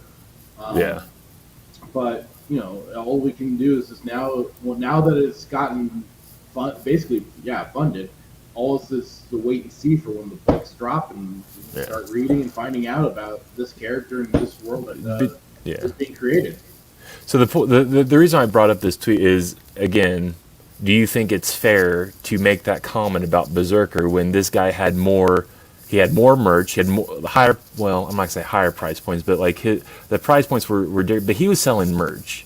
Like the Berserk campaign was just selling the books. This guy's selling one story. You're getting 3 for 3 with the 3 issues with Berserk. So is it fair to say that to make that they beat him? So part of it is the very fact of it's Keanu Reeves that's backing a book. And but again, you don't. Yeah, I don't know if he's writing. I don't know if he was writing it or what, other than appearing in the book. Basically, he's the character of the book. It's seeing in terms of the response, and then how many backers does this end up with? Berserker or 14, so this ended up with 14,000 backers. Right. While the Rippa's first book has 25,000 total purchasers. Now this is the thing. People could have only just bought merch, and that's kind of what was offered up. But I mean, that's a combination of people buying merch, buying the books on top of it. So, I mean, and it's just basically, again, word of mouth, and that he's done a lot of video himself, a lot of YouTube videos on comics and his thoughts and perspectives on the books themselves and what they've done with them. He did a really good Justice League video that I think you should probably check out on his channel, where he just goes over the whole history of the Justice League and how a lot of the characters came to be in the that group and stuff. I thought it was really cool because for me, I hadn't really ever followed any of that, so I didn't know.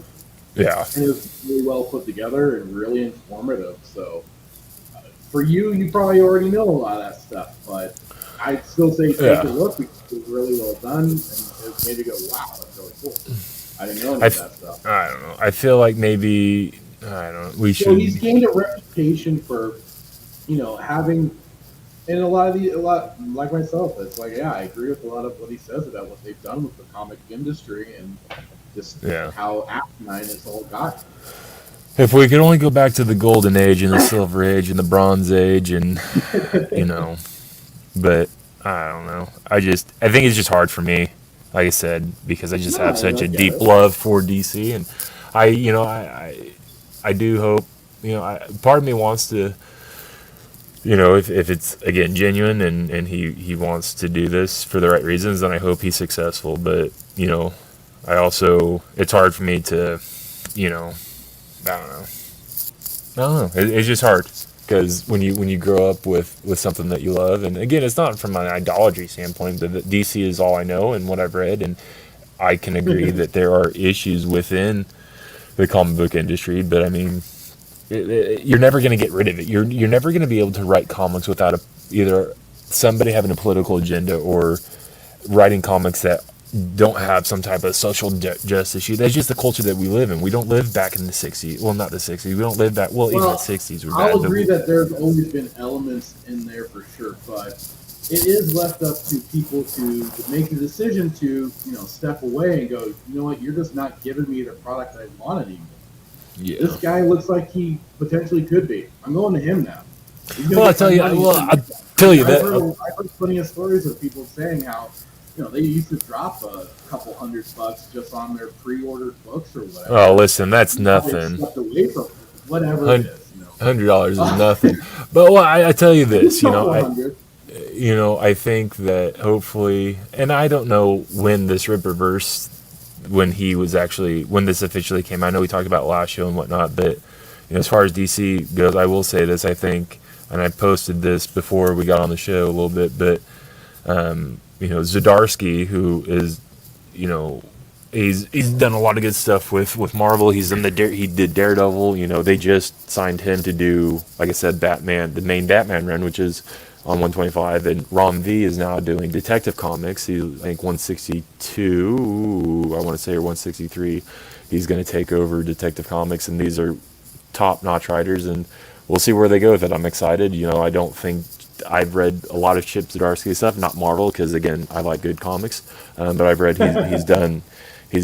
Some people are gonna watch this and be like, you asshole. But anyways, he's done really good stuff. The Knight's really good, and I haven't really, not really seen any political agenda from him or whatnot. So maybe, I don't know, maybe DC got wind that Rip is doing this, and that's why they decided to get Zdarsky. Or maybe Zdarsky already had a contract to come over. I don't know. But the point I'm trying to make is I think that within the Batman run, right, the main run in DC, in Detective Comics, I think those two changes are good changes, and I think those are, what, for those of us who like DC and Batman, what we need, because they're definitely top-notch writers.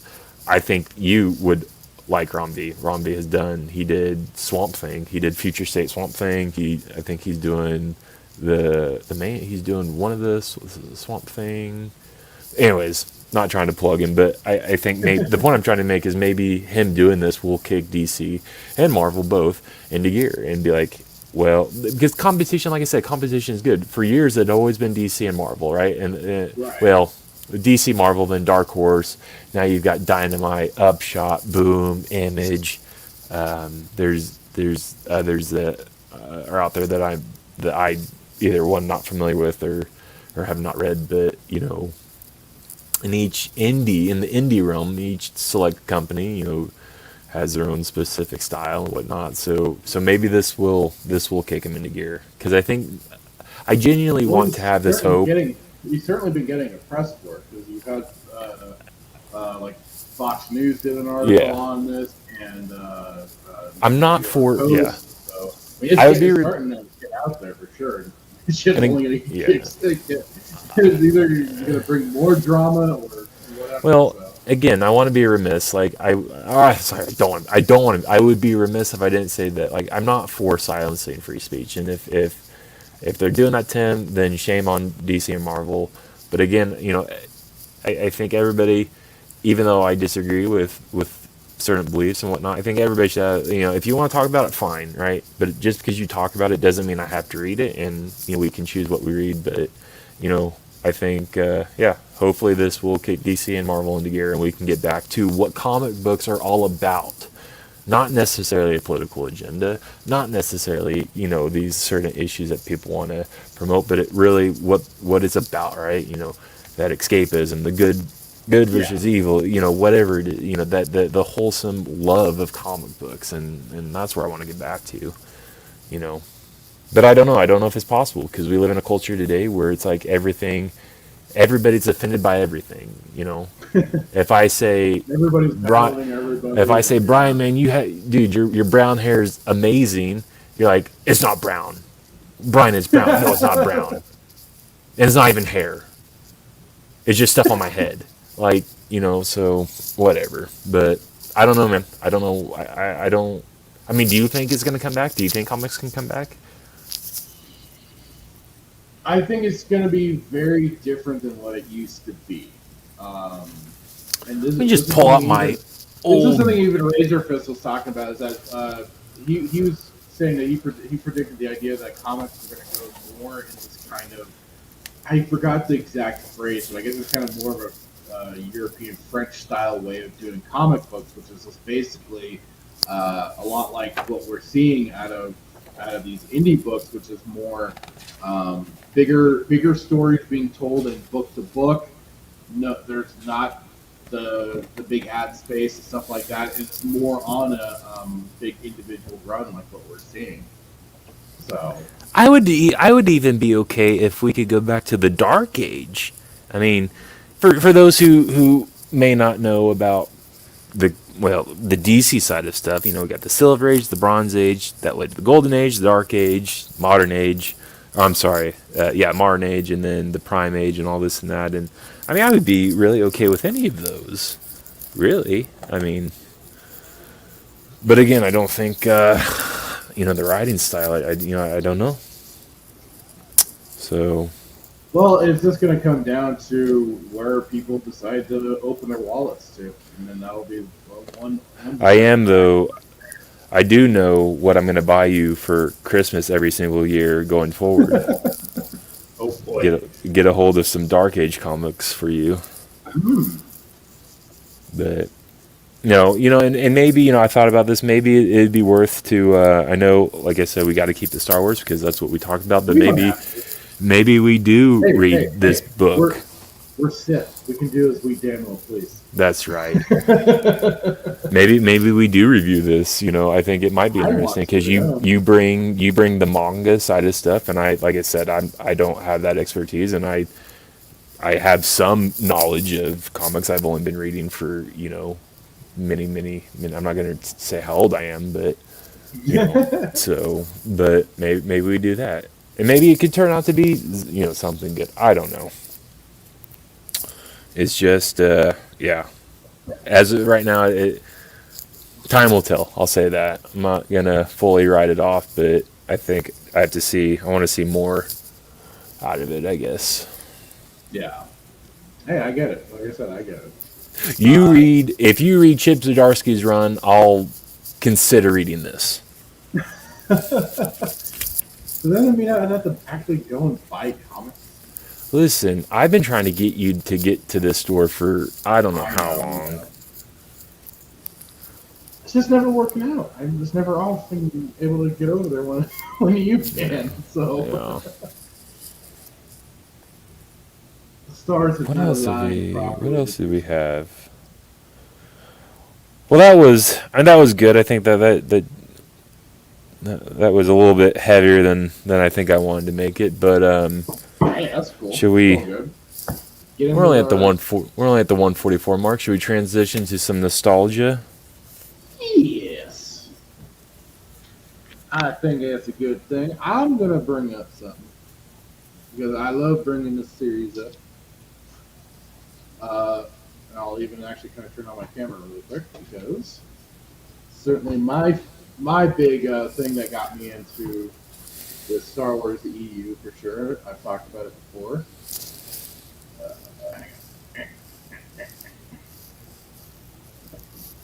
So, of course, crap. Can you see it? Yeah. Shadows of the Empire. Oh, I went yes. and dug out my my N64 copy. You bastard! You still have it. I still got it. I think I could actually rebuy this guy, but I did get it. I got it. So there's that bad boy, of course.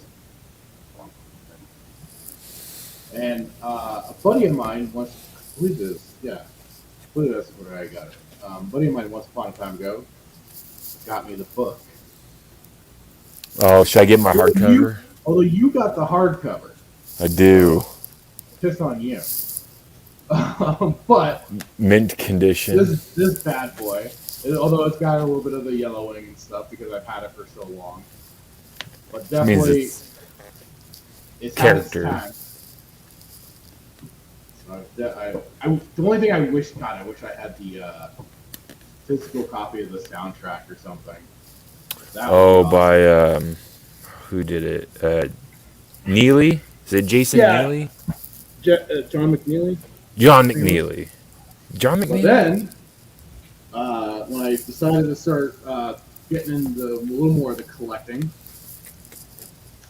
I found, of course, Dark Shadows Horse. #1 for Shadows You of bastard! the So you Empire. have gone to a comic book store. No, I went to eBay for these. Oh, you gotta be kidding me!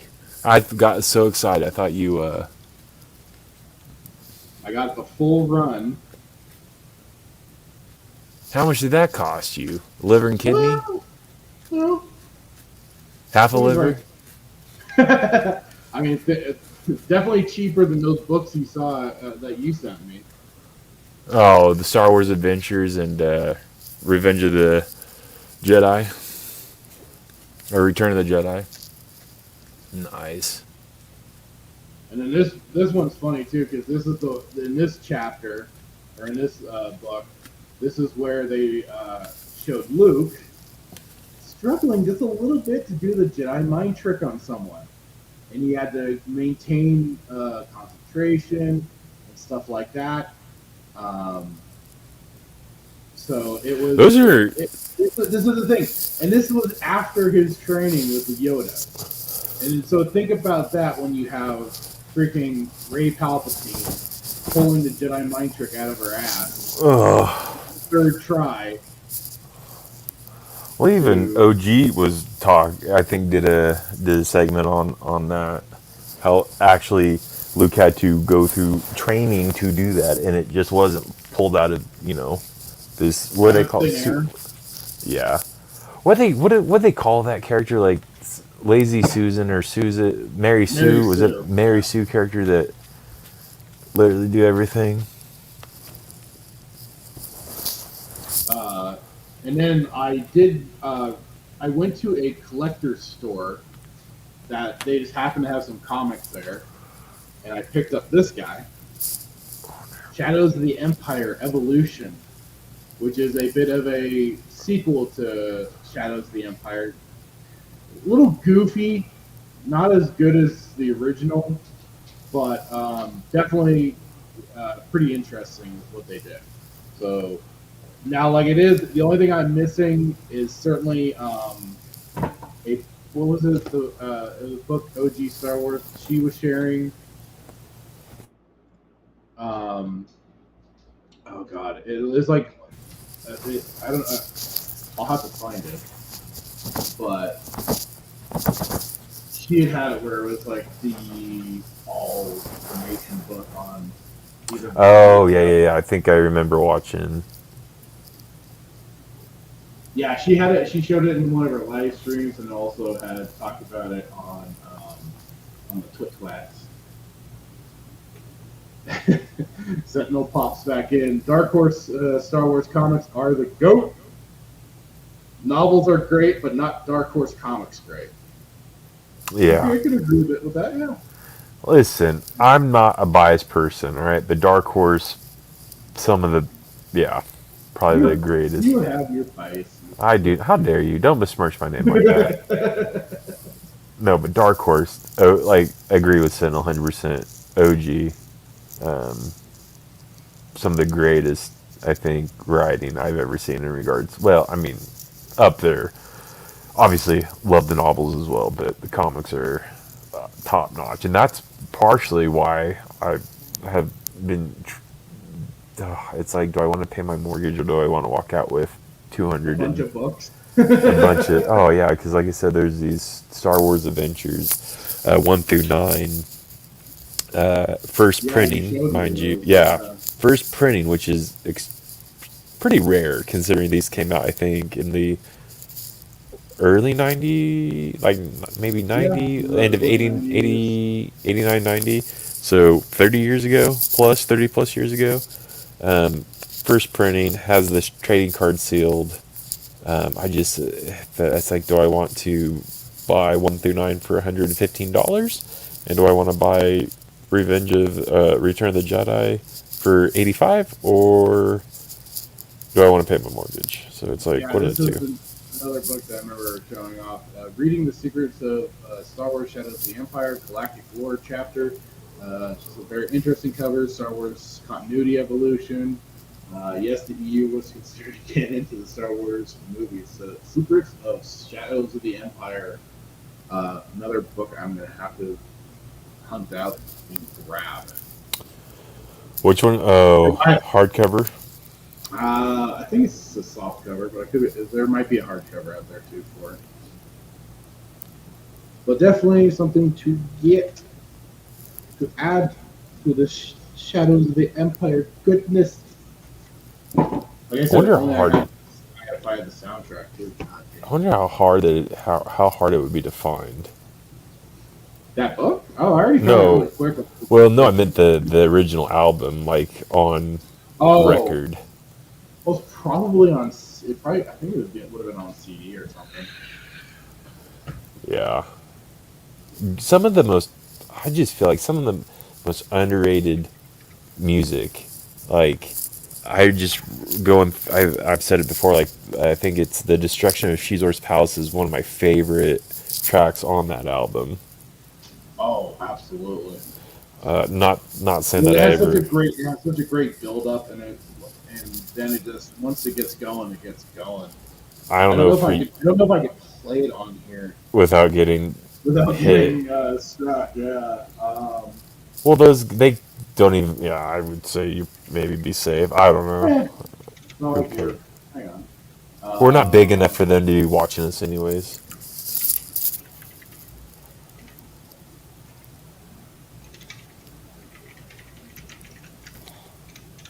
Trying to find it now. Because I know I have it digitally on my computer, of course. Oh, absolutely. Of course. Let's see, did I find it? Yeah, this is like a 10-minute song too. Oh, it's great though, because it doesn't even feel like it's 10 minutes. No. I'm gonna share it really quick. Oh wait, hang on. I don't think I have. Oh no, I did have share audio. It starts out really quiet and then it just Builds. You hear it? Yeah. It's like, oh yeah. I was gonna just skip ahead. I just listening to this specific song. I just remember playing the Nintendo 64 game. Yeah, the last mission of the game too. Yeah. Oh. This gives you goosebumps. Oh, so good, so good. And I mean, yeah, oh, sorry, Joel McNeely. And Joel so, McNeely. the Royal Scottish National Orchestra and Chorus. I mean, and this was again, this is like what I mentioned when I was doing my play when I was doing my live stream for the Republic Commando is you had music created for the game, sure, but at the same time they were really smart and they still integrated music from the movies and stuff like that into the games and worked really well in tandem with the soundtrack created usually, and it still made you feel a part of the Star Wars universe in the game you were playing, and that's like anybody will say, one of the big. Yes, the universe is the big thing, but at the same time, the music is such an important part of the movies and stuff like that too. That you need that together. And well, apparently they didn't think so when they came out with Kenobi because they didn't even know they could use John Williams music. Because I mean, it's you have those Mandalorian, basically like Mandalorian chants and battle themes and stuff like that for the game, but again, they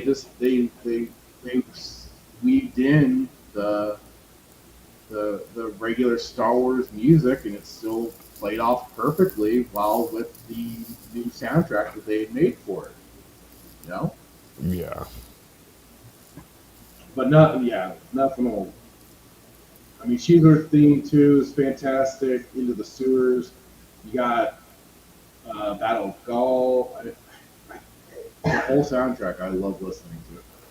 And it's one of those things where it's a soundtrack that you can, for me at least, I can listen to and not get tired of it. Like, there's I mean, up there with like any soundtrack that's done by John Williams, like I could listen to Revenge of the Sith, that album. I can listen to it on repeat and not get tired. And I'm sure there's people who get annoyed with me because I'll listen to Anakin Dark Deeds, Battle of the Heroes. What is it? Palpatine's teachings. Like, what are you listening to some weird chanting? Like, what are you? No, it's like he's literally talking to Anakin at the opera. Shut up. Exactly. Well, and like, what is it? God, I always forget what it's called. I always forget what a lot of things are called. But one of the ones that also is one of the ones I love is like, what is it? Padme's Rumination or something like that. Another really good track off of Friends. Oh yeah, Padme's Ruminations. Yeah. Yeah. That's another one I really love listening to. You're making me go through the album.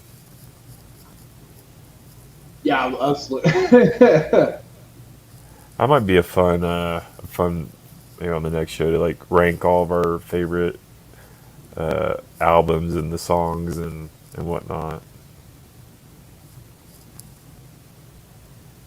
Well, and what's funny is how that these tracks get used even for the audiobooks. Oh, 100%. That's why I'll tell people, it's like, you basically have a Star Wars movie or whatever being played, and you're listening to the person narrate it, but then you've got the music, you've got the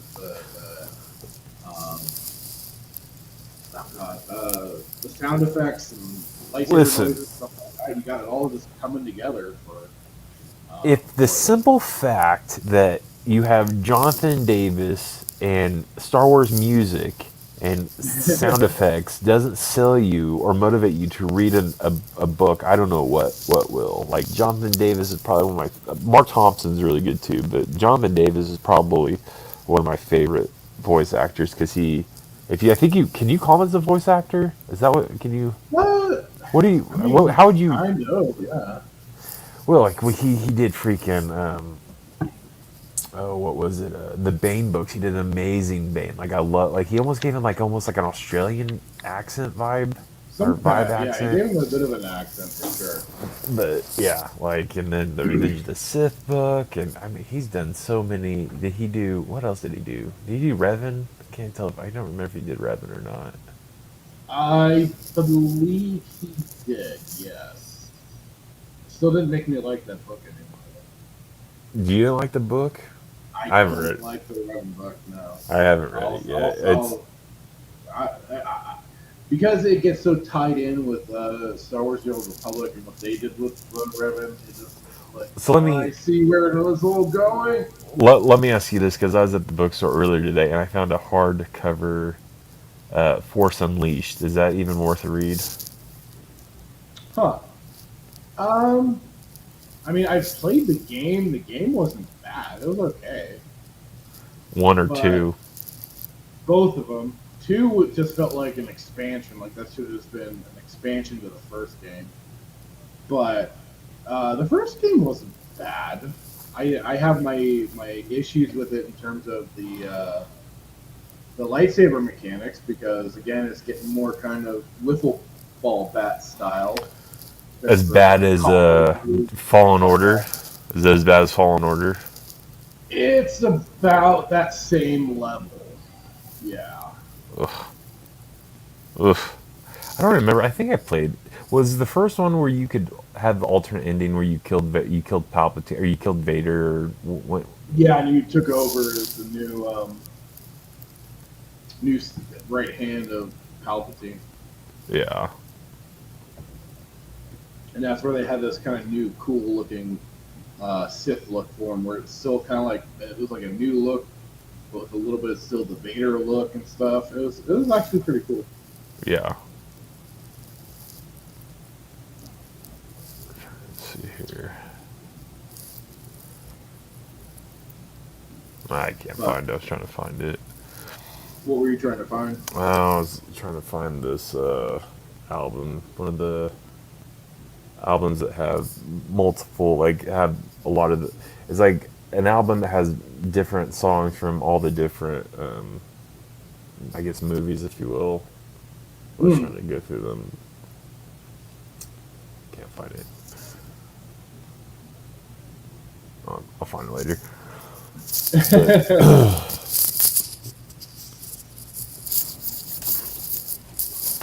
Well, now I feel bad. I feel underprepared because all the stuff that I had is in storage. Because I said when we 28 shows ago, I'd said the things that got me into Star Wars were the toys that were given to me by my uncle, but I don't have those openly displayed because.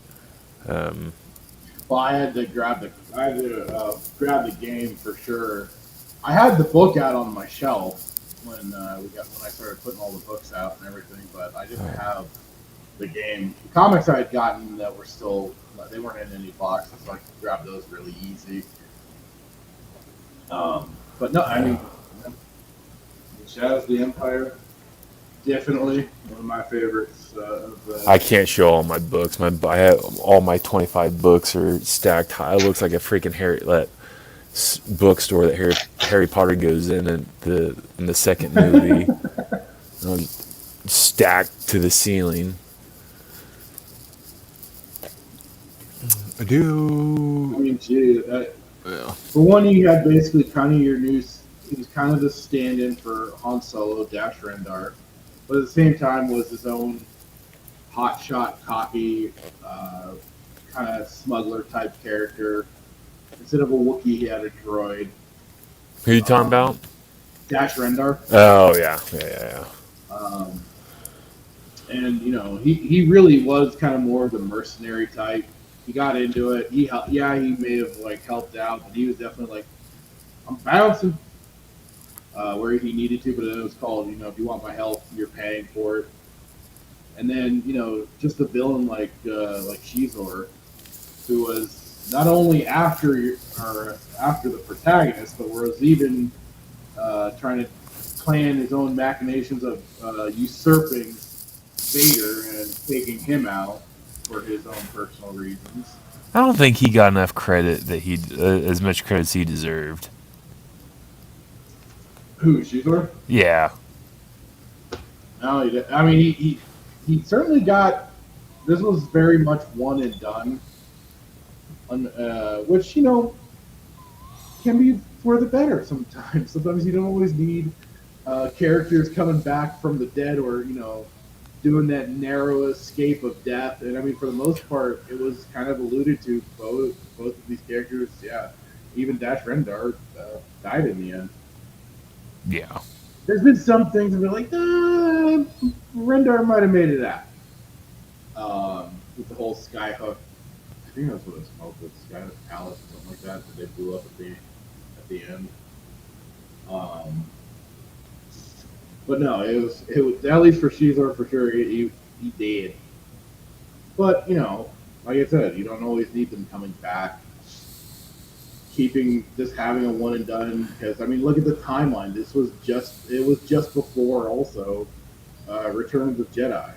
And that's kind of the cool thing about this too, is that this book is what kind of does that quick bridging into Return of the Jedi, where it shows Luke building his new lightsaber at Ben's house, if I recall correctly.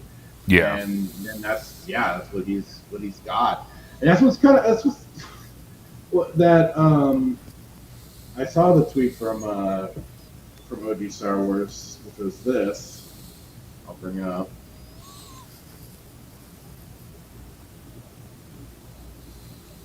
And it's like, would you watch a Star Wars series between episodes 4 and 5? It's like, no. Okay, no. You don't need. This is getting stupid that where you're trying to fill in gaps where you don't really need to. Yeah. And I admit, I thought they were talking about from 5 to 6. I'm like, well, we already got Shadows of the Empire. Piss off. We don't need anything else. Right.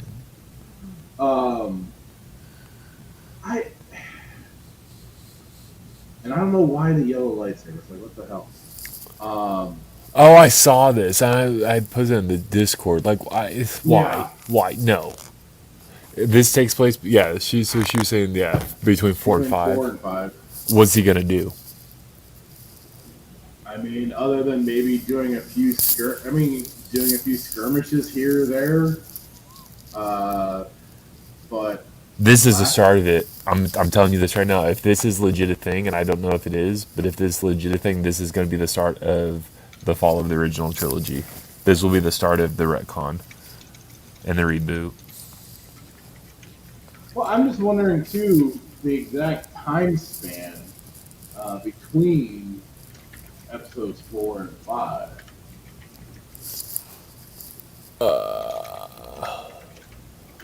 I don't know, but if they I don't think it's supposed to be a great span of time between the two. What are they gonna? Are they gonna bring Hamill back for another paycheck? Oh, good lord! What are they gonna do? I mean, so apparently 3 years. Wait, no, that doesn't make any sense because there's like a year between Strikes Back and Return of the Jedi, and it doesn't seem like that much time was meant to be taking place. I don't know. what's it saying the time frame is? So of course it's 0 before Battle of Yavin, and then 3 ABY, which is after Battle of Yavin. So 3 years. So between 4 and 5, 3 years, and then 3 ABY to 4 ABY for Return of the Jedi. So a year.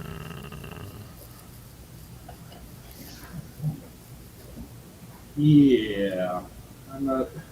Is this legit a thing? Because I saw the Disney Plus emblem on it. Well, I don't know where else to really go, you know. It's like, To find it. Who do you trust? This information. If they do it, I feel like this is gonna be the beginning of the end. Well, I mean, this was just some random screwball that was like, oh, what if they, did do this? Well, Would no. you watch? But I just have a bad feeling about it. Well, okay, we're supposed to be staying on the cusp. I know, but I'm just, a little negativity never hurt anybody. No, God. It would certainly be something that would get the blood a boiling. They just can't stop. They just can't stop with it. Well, this is just would you, and this is a fan creation. This isn't anything, nothing actually legit. It's just, this was a fan mock-up, Send me the tweet so I can just write no. It's already in the Discord. You can grab it. Oh, is that the one that was in there? I'm like, no, I would not. I'm pretty sure that was the one in the Discord. Yeah. I'd be like, and leave it alone. Yeah, you're the one that posted it in the Discord. Oh, that one. For Disney Star Wars isn't real. That's the one. Oh, what did I do? I didn't do it. There. Oops. Press on accident. It's okay. Let's see here. So I guess. He's not there. Come here. Who's not? What?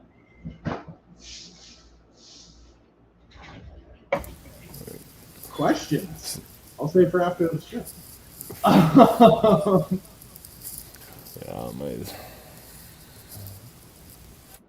what's going on? So I guess question. So next show, what are our thoughts on next show? Oof. I mean, unless you want to bring something right now, or if you want to talk about something. God, I don't know. Well, I'm just trying to figure out the timing on this, because I guess, I mean, still haven't really decided what we want to do with Andor. Well, if anything, we'll give the first episode a shot.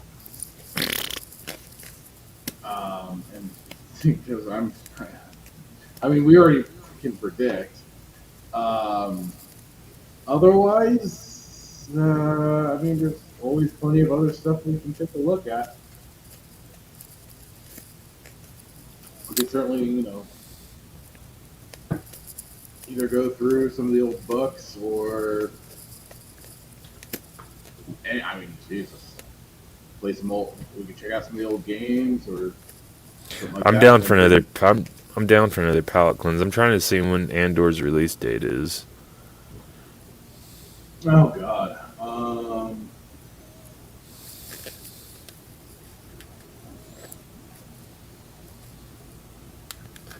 Let's see. Good, just really do. Just based off this. When's the?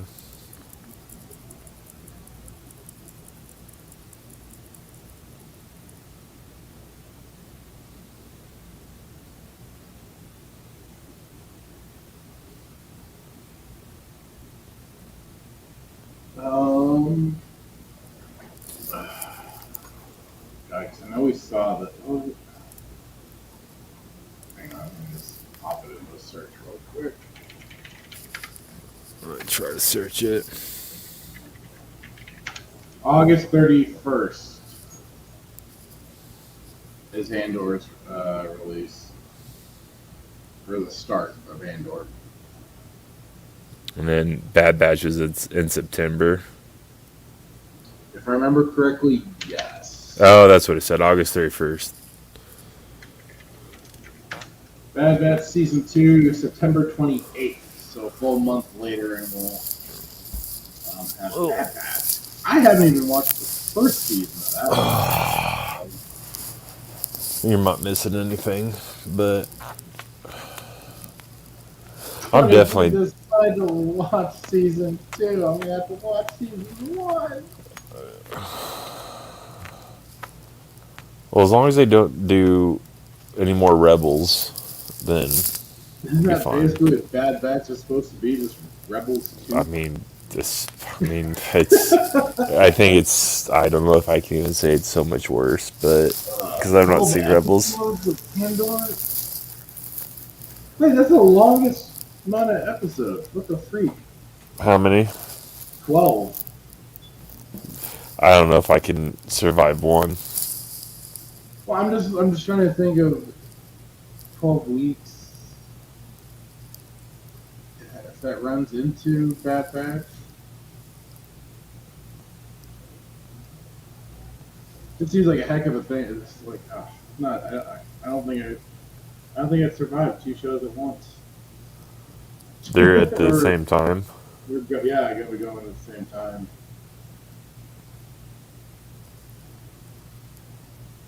There's no way they can do 2 at once. Well, I just mean like if they run into each other, you know. 30 versus September.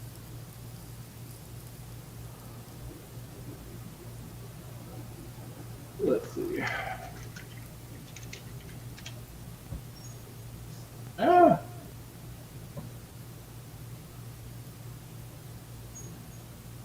So 31st.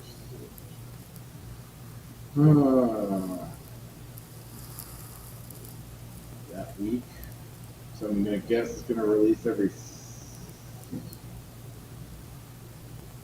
Wednesday. They like their Wednesdays, don't they? Certainly seems that way. August 31st. Oops. 1, 2, 3, 4. I mean, I'll be like 4 episodes in, and we'll still have 6 more to go. No. Ugh.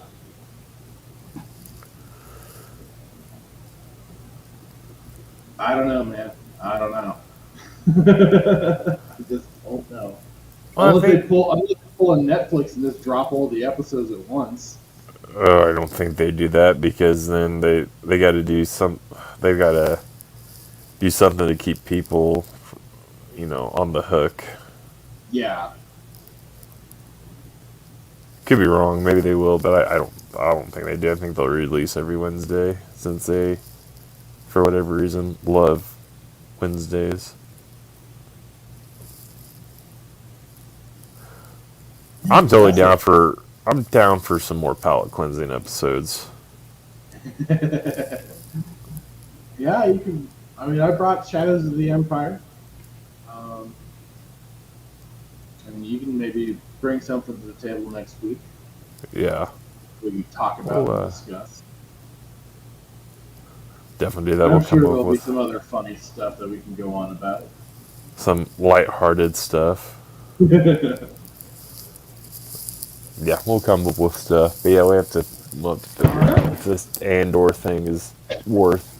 Well, I mean, it's not going to be worth it, but I do. Do we want to subject ourselves to 12 episodes of? I mean, listen, Kenobi was 6, and I was about ready to off myself. It was pretty brutal. But I don't think it can be that bad. I don't think it could, but I don't think. I mean, they're going to have to try really, really hard for it to be that bad. All we can do is wait and see. I'm so not excited for it. But, well, I think that's all I got. I don't know if there's any other stuff you wanted to bring up. That we certainly covered what topics we wanted to for sure. We did a palate cleanse of Star Wars, talking about some Shadows of the Empire, like soundtrack and stuff like that, and I got to show off what I still got for it. So I'm a happy camper.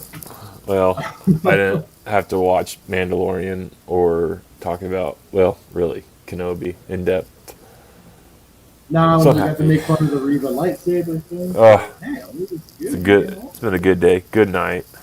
Good night, everybody. You all have a good one.